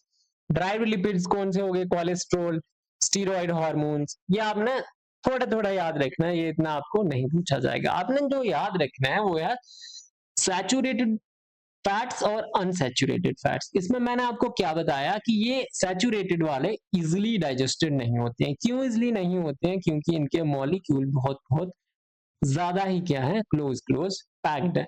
उसकी वजह से इनका क्या है, हाई मेल्टिंग पॉइंट है, ठीक। तो देखो, कह रहा है कि इनमें सिंगल सिंगल कार्बन बॉन्ड होता है, solid at room temperature. Okay, क्योंकि मॉलिक्यूल क्लोजली पैक्ड हैं, तो उसके कारण क्या होंगे, रूम टेम्परेचर पे सॉलिड रहेंगे। और एक्सेस कार्डियोवास्कुलर रिस्क, और बहुत ज्यादा खाने से क्या हो सकता है, हार्ट के रिलेटेड डिजीज कॉज कर सकते हैं। ओके, अनसैचुरेटेड फैट कौन से हैं, इनमें डबल या ट्रिपल बॉन्ड होंगे, लिक्विड होंगे रूम टेम्परेचर पे, और ड्राइव्ड होंगे, डिवाइड होंगे किसमें, मूफा एंड पूफा। मूफा मतलब हो गया मोनो सैचुरेटेड, एंड पूफा हो गया पॉली सैचुरेटेड। ये आपने याद रखना, ठीक। इतना क्लियर हो गया आपके लिए। इस स्लाइड से क्या इंपॉर्टेंट है, इस स्लाइड से ये वाली टेबल आपके लिए इंपॉर्टेंट है, ठीक। फिर मैंने इनके आपको सोर्सेज बताए थे, इसका क्या था, रेड मीट बताया एक मैंने आपको, और मैंने आपको बताया पोर्क, और इसका क्या बताया, ऑयल, सीड बताए मैंने, नट्स बताए, ठीक। ये आपने याद रखना। चलो, अब कह रहा है कि एसेंशियल फैटी एसिड्स कौन से हैं। कुछ फैट्स ऐसे हैं जो एसेंशियल हैं। एसेंशियल मतलब ये हुआ कि हमारी बॉडी जो है वो उनको खुद नहीं बना पा रही है, हमारी बॉडी को वो बाहर से लेने पड़ रहे हैं। जैसे हमने ऊपर भी पढ़ा था कि एसेंशियल कौन से होते हैं और नॉन एसेंशियल कौन से होते हैं, ठीक। तो हमारी बॉडी उनको ज्यादा अमाउंट में, या जितनी हमारी बॉडी की रिक्वायरमेंट है उतना नहीं बना पा रही है, या बिल्कुल ही नहीं बना रही है, वो हमारी बॉडी के लिए क्या है, एसेंशियल है, जरूरी है। तो हमें किसके थ्रू लेने पड़ रहे हैं, वो अपने डाइट के थ्रू लेने पड़ रहे हैं, उनको कह देंगे एसेंशियल। और जो हमारी बॉडी बना पा रही है उनको कह देंगे नॉन एसेंशियल। ओके, तो एसेंशियल में एक आते हैं ओमेगा 3 फैटी एसिड्स, और एक आते हैं ओमेगा 6 फैटी एसिड्स। ओमेगा 3 आपने बहुत बारी देखा होगा, कैप्सूल भी आते हैं ओमेगा 3 फिश ऑयल वगैरह के, ठीक। जो जिम जाने वाले लोग हैं वो इनको कंज्यूम करते हैं, ठीक। तो कह रहा है कि इसके सोर्सेज क्या है, fish oil, salmon, sardines, flax seeds और वॉलनट्स। ये सब अगर आप खाते हैं तो आपको क्या मिलेगा, ओमेगा 3, जो कि हमारी बॉडी में बहुत इंपॉर्टेंट फंक्शन या रोल प्ले करता है, ठीक। फंक्शन क्या है इसके ओमेगा 3 के, ब्रेन ब्रेन डेवलपमेंट और हार्ट की प्रोटेक्शन करना, एंटी इन्फ्लेमेटरी एक्शन, देखो हमारी बॉडी में सूजन नहीं होने देता, हमारे ब्रेन के डेवलपमेंट में हेल्प करता है और हार्ट की प्रोटेक्शन में भी हेल्प करता है कौन, ओमेगा 3, ये आपने याद रखना है। और ओमेगा 6 क्या, इसका सोर्स भी क्या है, सनफ्लावर है, कॉर्न ऑयल है, सोयाबीन है और सोयाबीन ऑयल है। देखो ओमेगा 3 के सारे सोर्सेज हमने जितने भी पढ़े, ये दो आगे वेज सोर्सेज, बाकी क्या थे, नॉन वेज सोर्सेज थे। और ओमेगा 6 के क्या देख रहे हैं हम कि सारे ही क्या हैं, वेजिटेरियन सोर्सेज हैं। फंक्शन क्या है, growth, skin health, cell maintenance में हेल्प करते हैं ओमेगा 6। फिर कह रहा है कि omega 3 and omega 6 can not be synthesised by the body, must be obtained from diet. देखो मैंने कहा था कि एसेंशियल का मतलब ही क्या हुआ कि जो हमारी बॉडी खुद सिंथेसाइज नहीं कर पा रही है, अगर कर भी पा रही है तो वो इतना सा कर पा रही है कि हमारी बॉडी की रिक्वायरमेंट ज्यादा है, पर उससे कहीं कहीं बहुत ज्यादा कम सिंथेसाइज हो पा रहा है या ना के बराबर या हो ही नहीं पा रहा है, तो उसको हम क्या कह सकते हैं, एसेंशियल है, हमें हमारी डाइट में लेना पड़ेगा वो। ठीक, इतना क्लियर हो गया, फैट आप क्लियर हो गए। चलो अब आपने एक चीज और पढ़ी है, कोलेस्ट्रॉल। कोलेस्ट्रॉल के बारे में भी हम थोड़ा थोड़ा देख लेंगे क्योंकि फैट्स पढ़ रहे हैं और कोलेस्ट्रॉल ना बढ़े, ऐसा नहीं होना चाहिए। कोलेस्ट्रॉल क्या है, कोलेस्ट्रॉल आता है स्टीरॉयड फैट में, ठीक, वैक्सी स्टीरॉयड लिपिड है जो क्या होता है धीरे धीरे, देखो अब हमारा ब्लड क्या करता है, मैं आपको सिंपल भाषा में बताता हूँ, हमारा ब्लड क्या है, ब्लड वेसल्स के थ्रू फ्लो कर रहा है, ठीक। अब ब्लड वेसल्स जो है वो भी तो सेल की बनी है, उसमें भी मेम्ब्रेन है यानी कि फैट है, इतना हो गया। फिर सेकंड चीज क्या हो रही है, सेकंड चीज ये हो रही है, हमारा ब्लड भी जो है वो भी फैट के मॉलिक्यूल्स को ट्रांसपोर्ट कर रहा है, बॉडी में अलग अलग जगह पे लेके जा रहा है, वहां पे उसको स्टोर करेगा। बट ये कुछ ऐसे फैट हैं जो क्या हो जाता है, धीरे धीरे धीरे धीरे हमारी बॉडी में जम जाते हैं, ठीक। उस जम जाने की वजह से क्या हो रहा है कि ब्लड वेसल का साइज क्या हो जा रहा है, ब्लड वेसल का साइज छोटा हो जा रहा है। तो छोटे साइज के कारण क्या होता है कि ब्लड का फ्लो जो है वो प्रॉपरली नहीं हो पाता है और उसके कारण हार्ट अटैक आने के चांसेस रहते हैं। तो देखो क्या कह रहा है कि cholesterol is a waxy steroid hormone, हाँ ठीक है। की फंक्शन क्या है, cell membrane stability, hormone production, testosterone, oestrogen, vitamin D synthesis, bile salt formation and digest fat. देखो क्या कर रहा है, जो कोलेस्ट्रॉल है इसके कुछ फंक्शन है, ऐसा नहीं है कि बहुत खतरनाक है हमारी बॉडी के लिए, जरूरी है तभी तो हमारी बॉडी में प्रोड्यूस भी हो रहा है, पर वो होता है ना कि एक हद से ज्यादा या किसी चीज की बैड साइड भी होती है, तो वो यही है। कह रहा है कि की फंक्शन क्या है कोलेस्ट्रॉल का हमारी बॉडी में, सेल मेम्ब्रेन को स्टेबल रखना, हार्मोन्स का प्रोडक्शन करना, कौन से हार्मोन, स्टीरॉयड हार्मोन, और ये स्टीरॉयड लिपिड है यानी कि स्टीरॉयड हार्मोन की फॉर्मेशन में हेल्प करेगा। तो स्टीरॉयड हार्मोन कौन है, टेस्टोस्टेरोन एंड एस्ट्रोजन। उसके बाद विटामिन डी सिंथेसिस में हेल्प करता है, बाइल सॉल्ट फॉर्मेशन और फैट के डाइजेशन में भी हेल्प कर रहा है कौन, कोलेस्ट्रॉल।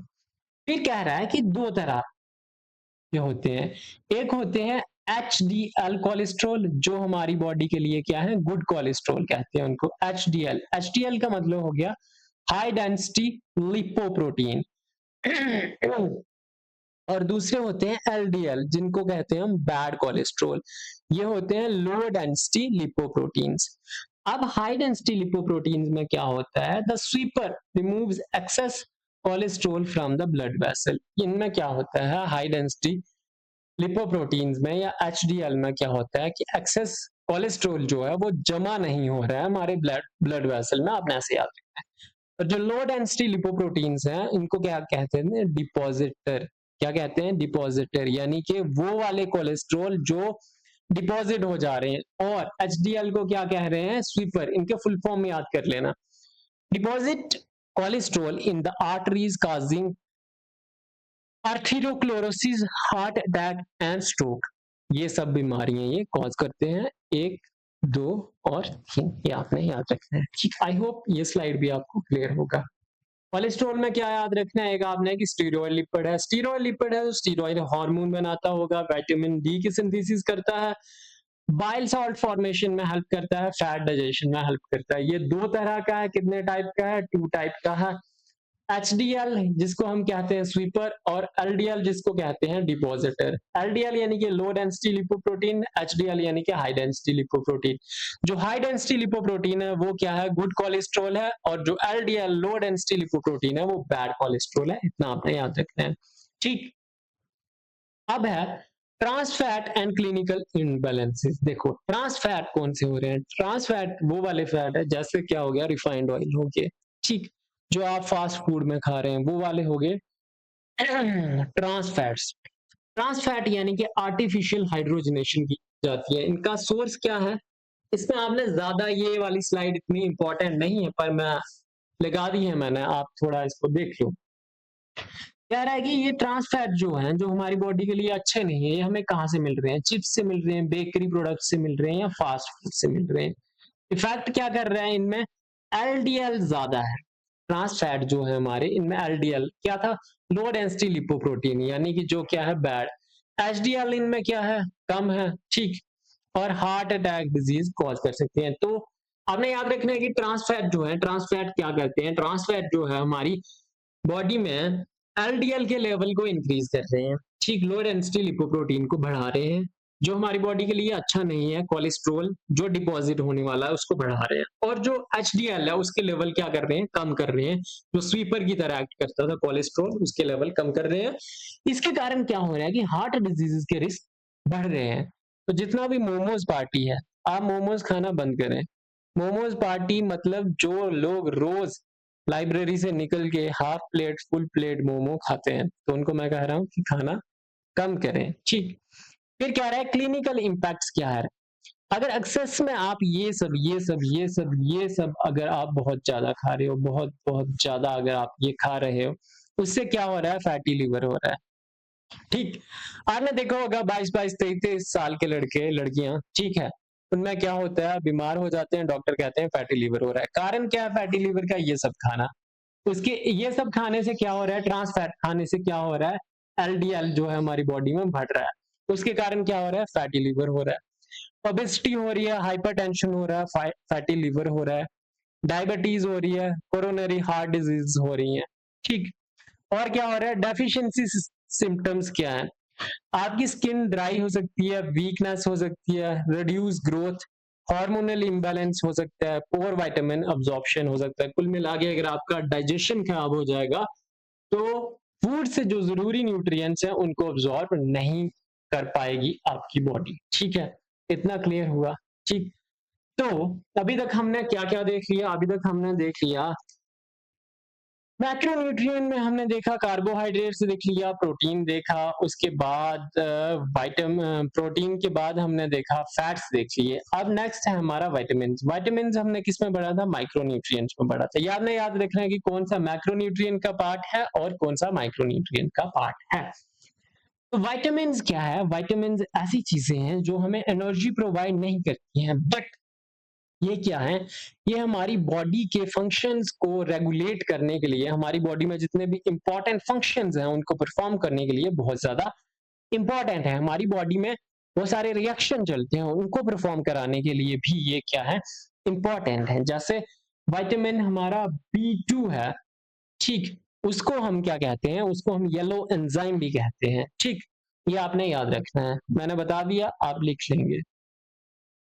देखो अब कह रहा हूं, vitamins do not provide energy, they regulate body functions and are required in micro quantities। है भी ये माइक्रोन्यूट्रिएंट, और चाहिए भी हमें क्या होता है, बहुत कम क्वांटिटीज में चाहिए होता है। इनके मैंने आपको दो टाइप बताए थे, एक मैंने आपको कहा कि फैट सॉल्युबल, और एक मैंने आपको कहा कि वाटर सॉल्युबल, ठीक। फैट सॉल्युबल कौन से थे, फैट कौन था, फैट कीड़ा था, यानी कि मोटा कीड़ा था। तो फैट सॉल्युबल में हमारे कौन कौन से आ जाएंगे, एक सेकेंड, ठीक है। देखो मैंने क्या कहा, विटामिन में कौन से, फैट सॉल्युबल यानी कि फैट में घुल जाने वाले, कौन था, फैट, KEDA।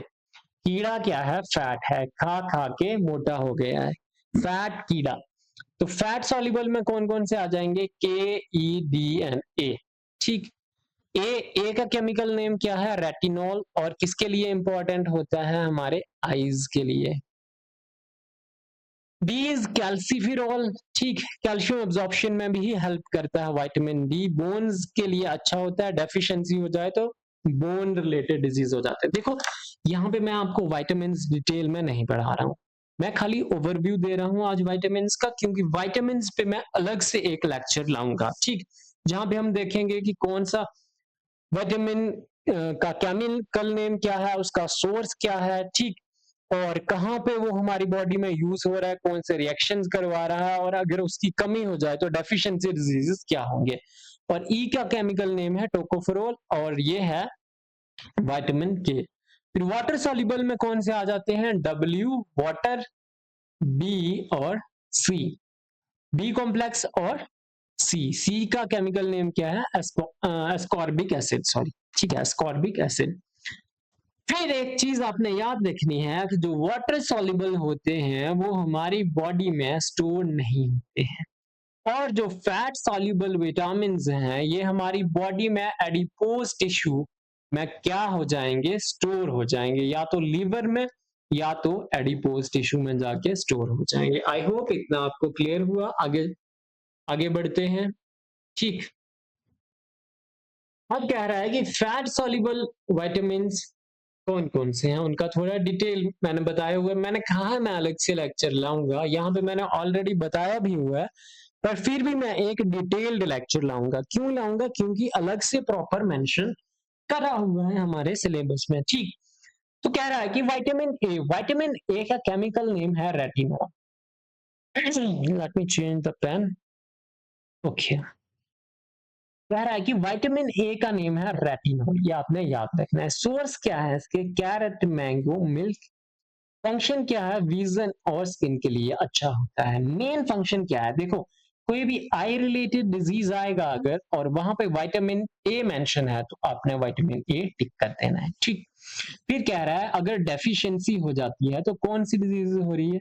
एक हो रही है जीरोफ्थैल्मिया और दूसरा हो रहा है नाइट ब्लाइंडनेस।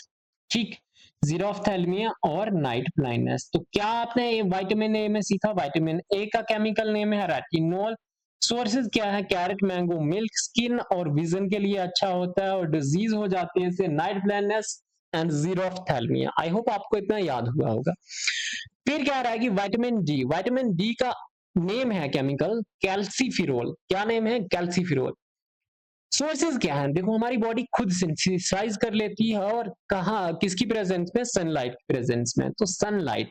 ठीक, उसके बाद फिश लीवर ऑयल से भी हमें विटामिन डी मिलता है। फंक्शन क्या है? मैंने आपको पहले ही बताया कि कैल्शियम एब्जॉर्प्शन में हेल्प कर रहा है। किसमें? Calcium absorption. और बोन में हेल्दी बोन और रिकेट्स भी हो सकता है आपके बोन में अगर इसकी डेफिशिएंसी होगी। तो रिकेट्स होता है किसमें? चिल्ड्रंस में, और ऑस्टियोमलेशिया होता है बड़ों में, यानी कि बोन्स की डेंसिटी क्या हो जाती है? थिन हो जाती है। ठीक, ये आपने दो चीजें याद रखनी है। देखो, आपने बहुत से लोगों को देखा होगा जिनके बोन्स ऐसे टिल्ट हो जाते हैं। अब बच्चों में देखना, आप बहुत बारी छोटे छोटे बच्चों में होते हैं। उसका कारण क्या है? कि प्रॉपर कैल्शियम ऑब्जॉर्प्शन नहीं हो पा रहा है। क्यों नहीं हो पा रहा है? क्योंकि विटामिन डी का, कैल्सीफिरोल का डेफिशिएंसी है। उसके कारण क्या हो रहा है? बोन जो है वो ऐसा डेंसिटी कम है, बॉडी वेट बढ़ रहा है, बॉडी वेट बढ़ रहा है तो ये क्या हो जाए? ये सीधा ना रह के ये क्या हो जा रहा है? झुक जा रहा है। ठीक, फिर क्या रहा है अब? विटामिन ए का केमिकल नेम है टोकोफिरोल। क्या? टोकोफिरोल। सोर्सेज क्या है इसके? नट्स और वेजिटेबल ऑयल्स, नट्स और वेजिटेबल ऑयल्स, ये आपने याद रखना है। ठीक, फंक्शन क्या है? एंटीऑक्सीडेंट। अब आपको क्वेश्चन आएगा कि कौन सा विटामिन है जो हमारी स्किन के लिए अच्छा है। तो स्किन के लिए मैंने कहा विटामिन ए भी है, बट अगर ऑप्शन में ए और ई दोनों दिए हैं तो आप टिक करोगे ई। क्यों? क्योंकि ई जो है वो as an antioxidant role play कर रहा है। और एंटीऑक्सीडेंट का मतलब ये हुआ कि हमारी बॉडी में जो भी क्या होंगे, फ्री रेडिकल्स होंगे, उनको रिमूव करेगा। देखो, मैं आपको एक चीज बताता हूँ, मैं ऑक्सीजन की एग्जांपल लेके ही बता देता हूँ। हमें चाहिए होता है O2। ठीक, कभी कभी क्या होता है कि अगर O2 नहीं, एक खाली हो, अगर हमारी बॉडी में नेगेटिव चार्ज लेके घूम रहा है बेफालतू का, तो उसको रिमूव करना है, तो उसको रिमूव करने के लिए क्या आएंगे, एंटीऑक्सीडेंट्स आएंगे। ठीक, ये ऐसे लेमैन भाषा में मैंने बताया, टेक्निकल नहीं बताया, पर आपकी समझ के लिए इतना काफी है। ठीक, डेफिशिएंसी से क्या हो रहा है, मसल्स वीकनेस। ठीक, अगर देखो विटामिन ई जो है हमारी स्किन के लिए अच्छा है, नट्स से मसल वगैरह के लिए अच्छा है, और अगर इसकी कमी हो जाएगी, सेल मेम्ब्रेन की प्रोटेक्शन करता है, या अगर इसकी कमी हो जाएगी तो हमारे मसल क्या हो जाएंगे, वीक हो जाएंगे, वेरी सिंपल। ओके, फिर है विटामिन के, ये कहाँ से मिल रहा है, ग्रीन लीफी वेजिटेबल, इसमें एक एग्जांपल आपने याद रखना है, पालक। ठीक, और इसका फंक्शन क्या है, ब्लड क्लॉटिंग, ये डायरेक्ट आपको क्वेश्चन आता है। और डेफिशिएंसी से क्या हो सकता है, एक्सेसिव ब्लीडिंग हो सकती है, अगर आपको कहीं कट लगे, जैसे ही मान लो कि ये आपकी बाजू है, यहाँ पे कट लगता है, कट लगता है तो यहाँ पे क्या हो जाता है, यहाँ पे स्कम का फॉर्मेशन हो जाता है, उसमें बहुत इंपॉर्टेंट रोल प्ले कर रहा है विटामिन बी, विटामिन के। ठीक है, बट अगर के की डेफिशिएंसी है तो अगर आपको यहाँ पे कट लग जाता है तो ब्लीडिंग जो है वो रुकेगी, पर काफी टाइम लगेगा, हो सकता है तब तक बहुत ज्यादा ब्लड का लॉस हो जाए। आई होप इतना क्लियर हुआ होगा। अब जाओ वाटर सॉल्युबल विटामिन, मैंने कुछ ही दिए हैं यहाँ पे, देखो बी जो है, बी के भी मैंने सारे नहीं लिखे, 2 नहीं लिखा है बी का, बहुत सारे नहीं लिखे हैं। ठीक है, B7 नहीं लिखा हुआ है, मैंने यहाँ पे इंपॉर्टेंट इंपॉर्टेंट लिखे हैं, वो सब मैं कहाँ लाऊंगा, नेक्स्ट लेक्चर, नेक्स्ट लेक्चर उससे नेक्स्ट कोई भी, मैं विटामिन पे मैंने कहा मैं अलग से लेक्चर लाऊंगा। ठीक, अब कह रहा है विटामिन B1, B1 का केमिकल नेम है थायमीन, शायद मैंने लगाई होगी स्लाइड, एक सेकंड चेक करने दो, नहीं लगाई है। ठीक,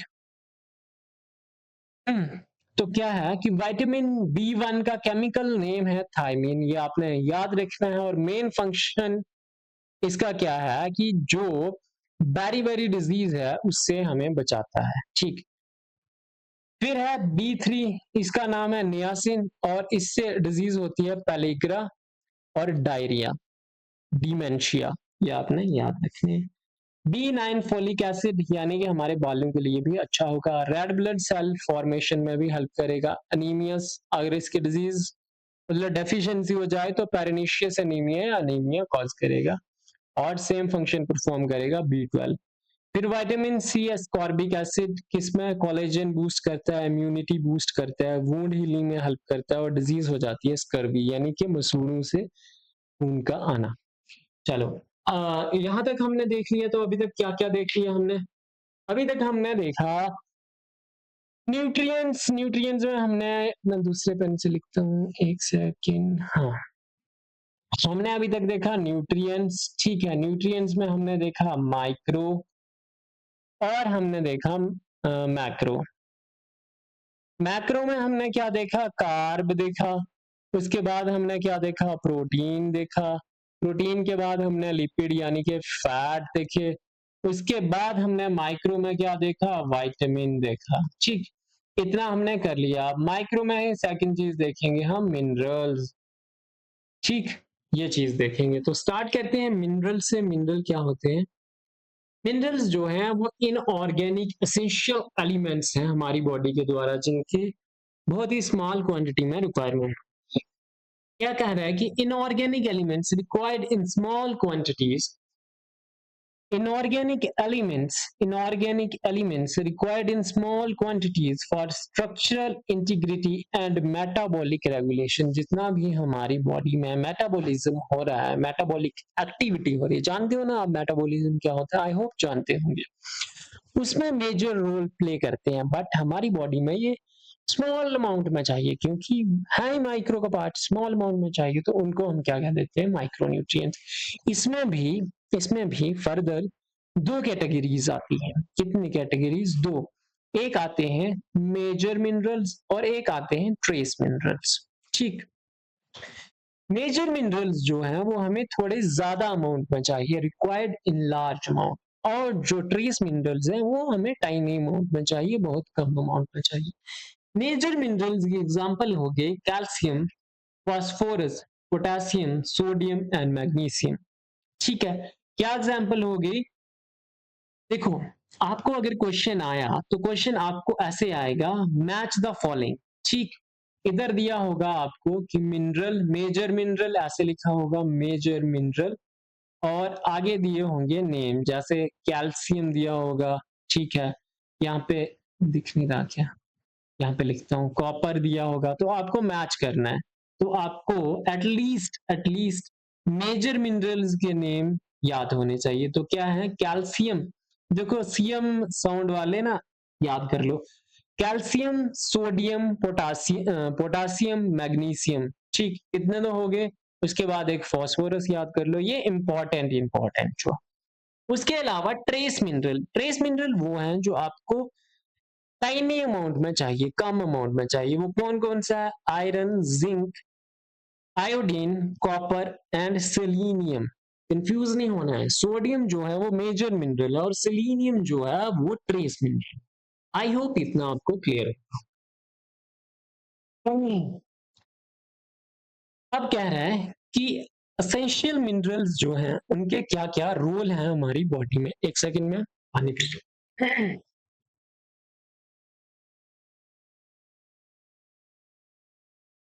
हाँ, तो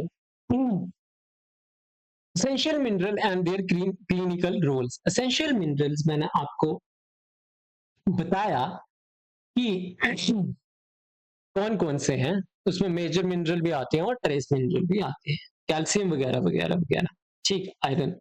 अब कह रहा है कि उनके क्या क्या रोल है हमारी बॉडी में, अगर उनकी कमी हो जाए तो क्या हो जाएगा। देखो, अगर कैल्शियम की कमी हो जाए तो हमें पता है ओस्टियोपोरोसिस रिकेट्स, यानी कि क्या हो जाएगा, हमारी हड्डियां कमजोर हो जाएंगी अगर कैल्शियम की कमी हो जाएगी। और कैल्शियम के लिए हमारा कौन सा विटामिन है, विटामिन डी है। विटामिन के भी रोल प्ले करता है, वो मैं आपको विटामिन में अच्छे से बताऊंगा। अब देखना है कि कैल्शियम का सोर्स क्या है। कैल्शियम का सोर्स है मिल्क, ठीक। और किसमें वाइटल रोल प्ले कर रहा है, वाइटल फंक्शन क्या है कैल्शियम का हमारी बॉडी में, बोन्स, टीथ, मसल कंट्रैक्शन। देखो मसल कंट्रैक्शन के टाइम पे क्या होता है, दो तरह के मसल के, चलो ये मैं बताऊंगा नहीं, मायोसिन वगैरह वगैरह होते हैं, छोड़ो बाद में करेंगे, पर इतना याद रखो कि कैल्शियम जो है वो मसल कंट्रैक्शन में हेल्प करता है। फिर आयरन जो है, आयरन का बहुत इंपॉर्टेंट जो है सोर्स वो है पालक, स्पिनच, ठीक, हेल्प करता है हेमोग्लोबिन फॉर्मेशन, ठीक। हमारी बॉडी में जो हम मेजर करते हैं कि हाँ खून की कमी हो गई, एक्चुअली वो किस चीज की कमी देखते हैं, हम हेमोग्लोबिन की देखते हैं कि आयरन की कितनी कमी है। और ये किस में हेल्प कर रहा है आयरन हमारे ब्लड में, ये हेल्प करता है ऑक्सीजन ट्रांसपोर्ट, ओके। और कमी से क्या हो जाएगा, डेफिशिएंसी से हो जाएगा एनीमिया। आई होप इतना आपको पता चल रहा है। आयोडीन, आयोडीन कहाँ से मिलता है हमें, आयोडीन हमारे सॉल्ट में एडेड होता है। और ये जो है ये हेल्प करता है हमारी क्या, थायराइड हार्मोन सिंथेसिस में। Very very important, very very important, ये आपने याद रखना है कि आयोडीन जो है, आयोडीन हेल्प करता है थायराइड हार्मोन सिंथेसिस में। और अगर थायराइड ग्लैंड्स में दिक्कत आ जाए या आयोडीन का कमी हो जाए तो कौन सा डिजीज होता है, क्रेटेनिज्म, क्रेटेनिज्म और ग्वाइटर, दो डिजीजेस होती हैं। क्रेटिनिज्म, ये आपको आज तक किसी ने नहीं बताया होगा कि आयोडीन की कमी से हमारी बॉडी में क्रेटिनिज्म भी हो सकता है। आपको सिर्फ ग्वाइटर ग्वाइटर बताया होगा, या किसी ने बताया होगा शायद, ठीक है। पर अगर नहीं बताया तो मैं बता रहा हूँ, याद करें क्रेटिनिज्म, ये क्वेश्चन आ सकता है, मैंने इसको इंपॉर्टेंट लिख दिया है। फिर है जिंक और फास्फोरस। जिंक किस में हेल्प कर रहा है, इम्यूनिटी में, ग्रोथ में और वोंड हीलिंग में। वेरी वेरी इंपॉर्टेंट, आपको पूछ सकते हो विच of the following help in wound healing, वहां पे दिया होगा आयोडीन, ये दिया होगा आयरन, जिंक, तो आप लगाओगे आयोडीन। क्यों लगा दोगे, क्योंकि आपको पता है टिंचर आयोडीन जब भी हमें लगती है वो हम लगाते हैं, पर ऐसा नहीं है, वुंड हीलिंग में हेल्प करता है जिंक। और अगर जिंक की कमी हो जाए तो डिले ग्रोथ होगी, लो इम्यूनिटी होगी और हमारे नर्वस सिस्टम पे भी इफेक्ट होगा। और फास्फोरस का रोल है बोन्स, टीथ और एटीपी फॉर्मेशन में, यानी कि एनर्जी फॉर्मेशन में हेल्प करता है, ओके। और फिर एक हमने मैक्रोन्यूट्रिएंट्स का पार्ट देखा था, वाटर। वाटर हमारी बॉडी के लिए बहुत बहुत इंपॉर्टेंट है, इवन जितना भी लाइफ है अर्थ पे, ठीक है, whether it is aquatic, it is terrestrial life, सभी के लिए क्या है, water, water is very very important element, ठीक है। अब वाटर को हम कहते हैं यूनिवर्सल सॉल्वेंट। वाटर का फॉर्मूला आप सभी को आता है H2O, ठीक। अब क्या है, ह्यूमन बॉडी जो है हमें बायो के रिलेटेड पढ़ना है तो ह्यूमन बॉडी जो है वो अप्रोक्सीमेटली 60 to 70% वाटर उसमें होता है। ह्यूमन बॉडी में क्या है, 60 to 70% इट इज वाटर। ठीक, ओके, 60 to 70% क्या है, वाटर है। वाटर इज यूनिवर्सल सॉल्वेंट, मैं पहले दिन से ही आपको बता रहा हूं। काम क्या करता है हमारी बॉडी में वाटर का, फंक्शन क्या है, transportation, it carries nutrient, oxygen and hormone, transport का फंक्शन कर रहा है, digestion of food and break down of food में हेल्प कर रहा है, अब्जॉर्प्शन। देखो मैं बताता हूँ, मान लो कि आपकी बॉडी में अलग अलग टाइप के क्या जा रहे हैं, न्यूट्रिएंट्स आपकी बॉडी में एंटर हो रहे हैं। रुको, हाँ, आपकी बॉडी में अलग अलग टाइप के क्या न्यूट्रिएंट्स एंटर हो रहे हैं, वो कैसे भी करके एंटर हो गए। सपोज अगर आपकी बॉडी में वाटर ही नहीं है तो क्या वो कोई रिएक्शन परफॉर्म कर पाएंगे? जी नहीं, कोई रिएक्शन परफॉर्म नहीं कर पाएंगे, क्योंकि उनको सॉल्वेंट ही नहीं मिल रहा। भाई वो घुलेंगे किसमें, डिसॉल्व किसमें होंगे? हमारे अगर ब्लड में पानी नहीं होगा तो ब्लड हमारा थिक नहीं हो जाएगा। ठीक है, अगर थिक हो जाएगा तो वो फ्लो नहीं कर पाएगा, और अगर फ्लो नहीं कर पाएगा तो हम क्या हो जाएंगे, टपक जाएंगे। ठीक, लुढ़क जाएंगे। क्यों? क्योंकि हार्ट अटैक आ जाएगा। इतना आपको क्लियर हो गया? भाई मैं देखो आपको ऐसे बता रहा हूँ कि एकदम लेमैन भाषा में, ठीक, तो ज्यादा मजाक मत लेना कि कुछ भी बोल देता है। फिर digestion of food, break down and absorption of food. अगर आपको मतलब अगर आपको दाल ही खानी है तो उसमें आप पानी नहीं डालेंगे, अगर आपको चावल ही खाने हैं उसमें आप पानी नहीं डालेंगे, क्या सूखे सूखे खा पाएंगे? आपको भी उनको चबाने के लिए, उनका ब्रेक डाउन करने के लिए क्या चाहिए होता है, वाटर चाहिए होता है। और उनके एब्जॉर्प्शन के लिए तो वेरी वेरी इंपॉर्टेंट है, क्योंकि सूखा सूखा एब्जॉर्ब नहीं हो पाएगा, इसलिए। ठीक, फिर टेम्परेचर रेगुलेशन, स्वेटिंग, वेपोरेशन। देखो स्वेटिंग से हमें क्या होता है, जब हमें बहुत ज्यादा गर्मी लग रही है तो हमारी बॉडी को ठंडा रखने के लिए पोर से क्या हो रहा है, स्वेट निकल रहा है। और आपने देखा होगा जब हमें स्वेटिंग होती है उसके बाद हल्की सी हवा लगने से भी हमें ठंडा लगता है। तो यानी कि बॉडी टेम्परेचर को कूल डाउन करने के लिए वाटर क्या हो रहा है, स्वेट कर रहा है, बाहर निकल रहा है हमारी से। ठीक, excretion, removes via waste and urine, sweat extra. हमारी बॉडी में जितने भी नाइट्रोजनियस वेस्ट बन रहे हैं या बॉडी के जितने भी वेस्ट हैं, क्या कौन से वेस्ट हैं, मेटाबॉलिक वेस्ट। मेटाबॉलिक वेस्ट वो कैसे रिमूव हो रहे हैं, थ्रू आर यूरिन, हमारे यूरिन से रिमूव हो रहे हैं। तो यूरिन फॉर्मेशन में वाटर, अगर वाटर नहीं होगा भाई तो क्या वो रिमूव हो पाएंगे? नहीं हो पाएंगे। हम जैसे ही पानी पीते हैं वो हमारी सारे बॉडी पार्ट्स में जाता है, और जहां जहां उसको एसेंशियल काम यानी कि मेटाबॉलिक काम करने होते हैं, रिएक्शंस करनी होती हैं, वहां वहां वाटर का यूज हो जाता है।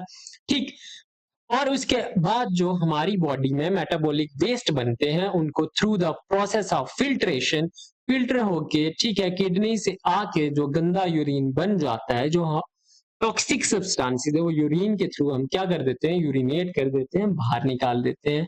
और फिल्ट्रेशन ऑफ ब्लड में किसका रोल है, इंपॉर्टेंट रोल किडनी का। क्या, यहाँ पे मैं लिख देता हूं, आप ध्यान रखना कि किडनी, किडनी क्या करता है, फिल्ट्रेशन ऑफ ब्लड करता है। ठीक, ओके।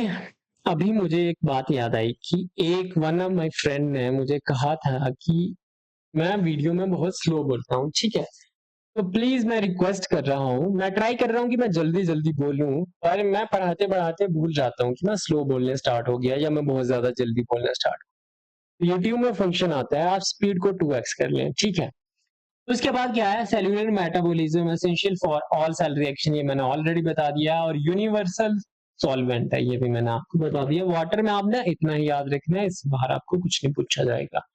ठीक, ये आपने, ठीक है, ये आपके लिए, ये आप खुद एक बारी पढ़ लेंगे। पीडीएफ चाहिए होगा तो कमेंट्स में लिखना पीडीएफ, और फिर मैं एक नंबर दूंगा, उसको मैं पिन कमेंट कर दूंगा। पर अगर आपके कमेंट्स आए होंगे ना कि आपको ये पीडीएफ चाहिए, तभी मैं इसको, तभी मैं उधर एक नंबर शेयर करूंगा पिन कमेंट में, उस पर आप मैसेज करके ये पीडीएफ ले सकते हो।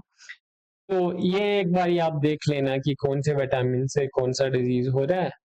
ठीक, ये क्विक रिवीजन शीट भी मैंने आपके लिए लगा दी है, एक बारी मैं आपको बता देता हूँ। देखो, जब आपका एग्जाम होगा ना, आप सीधा सीधा इसी शीट को पढ़ के जाना, बाकी अगर आप कुछ रिवाइज नहीं, सीधा याद रखना कि फैट जो है वो 9 किलो कैलोरी एनर्जी प्रोवाइड कर रहे हैं। एचडीएल क्या है, गुड कोलेस्ट्रॉल है। एलडीएल क्या है, बैड कोलेस्ट्रॉल है। ओमेगा 3 ओमेगा 6 क्या है, एसेंशियल फैटी एसिड्स हैं। हमारी बॉडी में सिंथेसाइज नहीं होते हैं। ओमेगा 3 के सोर्सेज क्या है, सैल्मन और फिश। ओमेगा 6 के क्या है, वेजिटेबल ऑयल्स और नट्स। उसके बाद क्या था, आपने याद रखना है कि मिनरल्स और वाटर के रिलेटेड, आयरन की डेफिशिएंसी से एनीमिया हो रहा है, आयोडीन की डेफिशिएंसी से ग्वाइटर हो रहा है। ग्वाइटर के बाद एक और मैंने आपको डिजीज बताई, ठीक है, अब आप उसको कमेंट्स में बताओ कौन सी बताई मैंने, ठीक।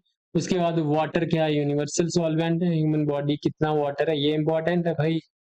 उधर ना ऐसे ही बेसिक क्वेश्चंस आपसे गलत हो जाते हैं, इंपॉर्टेंट है। 60 to 70% क्या है, वाटर है हमारी बॉडी में। विटामिन में ए, B1, B3, C, D आपने याद रखना है कौन कौन सी डिजीज करते हैं। वहां पे सीधा होगा पैलिग्रा डिजीज कौन करता है, तो B3, ठीक है। इसका इवन आपको ऐसे भी लिखा हो सकता है कि केमिकल नेम दिया है B3 का और आगे लिखा है पैलिग्रा, और आपको B3 दिख रहा है, इसका केमिकल नेम लिख रहा है, तो केमिकल नेम भी आपको याद होने चाहिए, ठीक।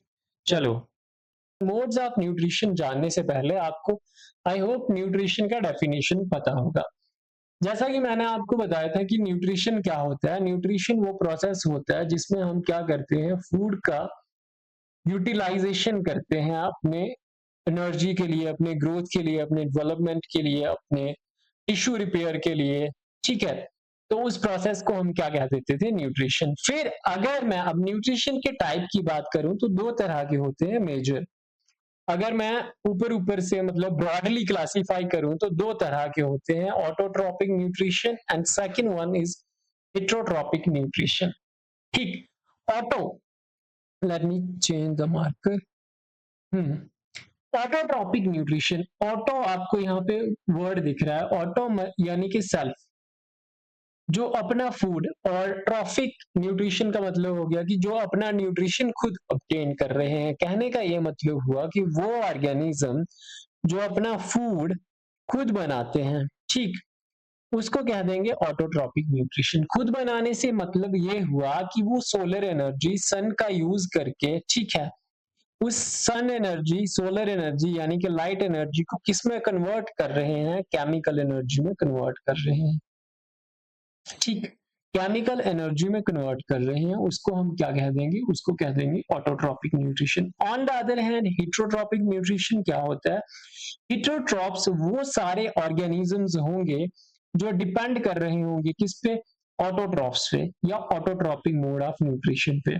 यानी कि कहने का ये मतलब है कि ऑटोट्रॉपिक ऑर्गेनिज्म जो है वो अपना, देखो, ऑटोट्रॉफिक न्यूट्रिशन शो करने वाले ऑर्गेनिज्म जो हैं उनको हम कह देंगे ऑटोट्रॉफ्स। अब ऑटोट्रॉफ्स वो हैं जो अपना फूड खुद बना रहे हैं, यानी कि उनका जो न्यूट्रिशन ऑब्टेन करने का तरीका है उसमें वो सनलाइट का यूज कर रहे हैं या कुछ केमिकल एनर्जी का भी यूज कर रहे हैं, आपको डिटेल में आएगा। On the other hand heterotrophic mode of nutrition क्या है, हेटेरोट्रॉपिक मोड ऑफ न्यूट्रिशन वो मोड ऑफ न्यूट्रिशन है जहां पे ऑर्गेनिज्म जो है अपना खाना खुद नहीं बना पा रहा है। जैसे क्या हो गया, एनिमल हो गए हम, फंगस, ठीक, ये सारे अपना फूड खुद नहीं बना पा रहे हैं। तो ये किस पे डिपेंड है, ये है ऑटोट्रॉफ्स पे डिपेंड, यानी कि ये प्लांट्स पे डिपेंड है। आई होप इतना तो आपको बेसिक चीज भी क्लियर हुआ। अब देखो वन बाय वन स्टार्ट करते हैं। ऑटोट्रॉपिक न्यूट्रिशन सबसे पहले, ऑटो का मतलब होता है सेल्फ और ट्रॉफ का मतलब है न्यूट्रिशन, यानी कि वो ऑर्गेनिजम्स जो अपना फूड खुद बना रहे हैं। सेल्फ फीडिंग ऑर्गेनिज्म कह देंगे उनको हम, क्या कह देंगे, सेल्फ फीडिंग ऑर्गेनिज्म, उनको कहेंगे ऑटोट्रॉफ्स। ऑटोट्रॉफ क्या कर रहे हैं कि सनलाइट का यूज कर रहे हैं। इसमें अलग अलग आ जाएंगे हमारे, जैसे ग्रीन प्लांट आ गए, फोटोसिंथेसिस परफॉर्म करेंगे। अलगी आ गया या अलगा कह लो, ये भी क्या करेगा, फोटोसिंथेसिस परफॉर्म करेगा। वैसे ही साइनोबैक्टीरिया, साइनोबैक्टीरिया का दूसरा नाम आपको पूछा जा सकता है जिसको हम बोलते हैं ब्लू ग्रीन एल्गी, ठीक है, ब्लू ग्रीन एल्गी, ये आपने याद रखना है, ये इसका दूसरा नाम आपको पूछा जा सकता है। अब ऑटोट्रॉफ क्या करते हैं, सन की एनर्जी को ले रहे हैं, क्या सोलर एनर्जी का यूज कर रहे हैं कार्बन डाइऑक्साइड और वाटर की प्रेजेंस में, और उससे क्या हो रहा है, उनके फूड का प्रोडक्शन हो रहा है, यानी कि इनऑर्गेनिक सब्सटेंसेस का यूज कर रहे हैं वो। देखो carbon dioxide, water, mineral, energy, ये एज ए इनपुट यूज हो रही है और आउटपुट में क्या मिल रहा है इनको, ऑर्गेनिक प्रोडक्ट्स मिल रहे हैं। आई होप ये आप समझ पा रहे हैं। आप कह रहे हैं कि ऑटोट्रॉफिक न्यूट्रिशन के टाइप्स क्या हैं, तो ऑटोट्रॉफिक न्यूट्रिशन के जो टाइप हैं वो दो मेजर टाइप हैं। One is photo autotrophs and second one is chemosynthetic autotrophs. Chemosynthetic autotroph वो हो गए जो सनलाइट के बजाय, क्या, ध्यान से सुनना, जो सनलाइट के बजाय कीमो यानी कि केमिकल्स का यूज करेंगे अपना फूड प्रिपेयर करने में, उनको कह देंगे हम क्या, कीमोसिंथेटिक ऑर्गेनिज्म। इसकी एग्जांपल्स वेरी वेरी इंपॉर्टेंट चीज है, ये आपने याद रखनी है। क्या, Nitrosomonas, Nitrobacter and sulphur bacteria. आपको वहां पे पूछा जा सकता है विच of the following is a chemosynthetic organism, और वहां पे आपको नाम दिए होंगे नाइट्रोसोमोनास, नाइट्रोबैक्टर, सल्फर बैक्टीरिया, और नन ऑफ दीज या ऑल ऑफ दी अबव। तो जो भी ऑप्शन होगा आपने करेक्ट चूज करना है। तो एक बार पढ़ लेते हैं। Prepare food using chemical energy released during oxidation reaction. मैंने आपको ऑलरेडी बताया कुछ बैक्टीरिया इसकी एग्जांपल है, ठीक। उसके बाद फोटोसिंथेटिक ऑटोट्रॉफ्स कौन से हैं? फोटोसिंथेटिक ऑटोट्रॉफ वो हैं जो अपना फूड प्रिपेयर करते हैं सनलाइट का यूज करके, जैसे प्लांट्स हो गए, एल्गी हो गया, व्हीट, ठीक, एक्सेट्रा। ये आपने याद रखना है। अब मेन फैक्ट क्या है, chemosynthetic bacteria play an important role in nitrogen cycle. ये फैक्ट जो है आपने इसको स्टार मार्क कर लो। ये आपको पूछा जा सकता है, ऐसे पूछते हैं, मैं बताता हूँ, पता कैसे पूछेंगे वो आपको इनमें से किसी बैक्टीरिया का नाम दे देंगे, ठीक, और बोल देंगे which of the following bacteria plays a crucial role in nitrogen cycle. आपने वहां पे चूज करना है, okay. I hope you are getting my point. Now next move करते हैं। नेक्स्ट क्या है, नेक्स्ट अब बता रहा है कि जो फोटो ऑटोट्रॉफ्स हैं हमारे, जो फोटोसिंथेटिक ऑर्गेनिजम्स हैं, वो अपना फूड कैसे बना रहे हैं। वो एक प्रोसेस है, आप सभी को पता है कौन सा प्रोसेस है, फोटोसिंथेसिस। उसके द्वारा अपना फूड बनाते हैं। और फोटोसिंथेसिस क्या है, फोटोसिंथेसिस वो प्रोसेस है by which green plant synthesise their food using carbon dioxide, water in presence of sunlight and chlorophyll. देखो, आपने दो चीजें याद रखनी है। जो क्लोरोफिल है ये बहुत बड़ा मेजर मेजर रोल प्ले करता है किसमें, सनलाइट को ट्रैप करने में, ठीक। और ये सनलाइट को ट्रैप करता है कौन, क्लोरोफिल। और ये कहां प्रेजेंट होता है, ये एक सेल ऑर्गेनिज्म है, प्लास्टिड है, कौन सा, क्लोरोप्लास्ट। अब इस क्लोरोप्लास्ट को किचन ऑफ द सेल भी बोलते हैं। आई होप ये आपको ऑलरेडी चीजें पता होंगी, पर मैं बता रहा हूं, kitchen of the cell. I hope आपने ये नोट कर लिया होगा। अब क्या हो रहा है कि 6 कार्बन डाइऑक्साइड जब वाटर के साथ रिएक्ट कर रहे हैं तो हमें क्या दे रहे हैं, carbohydrate.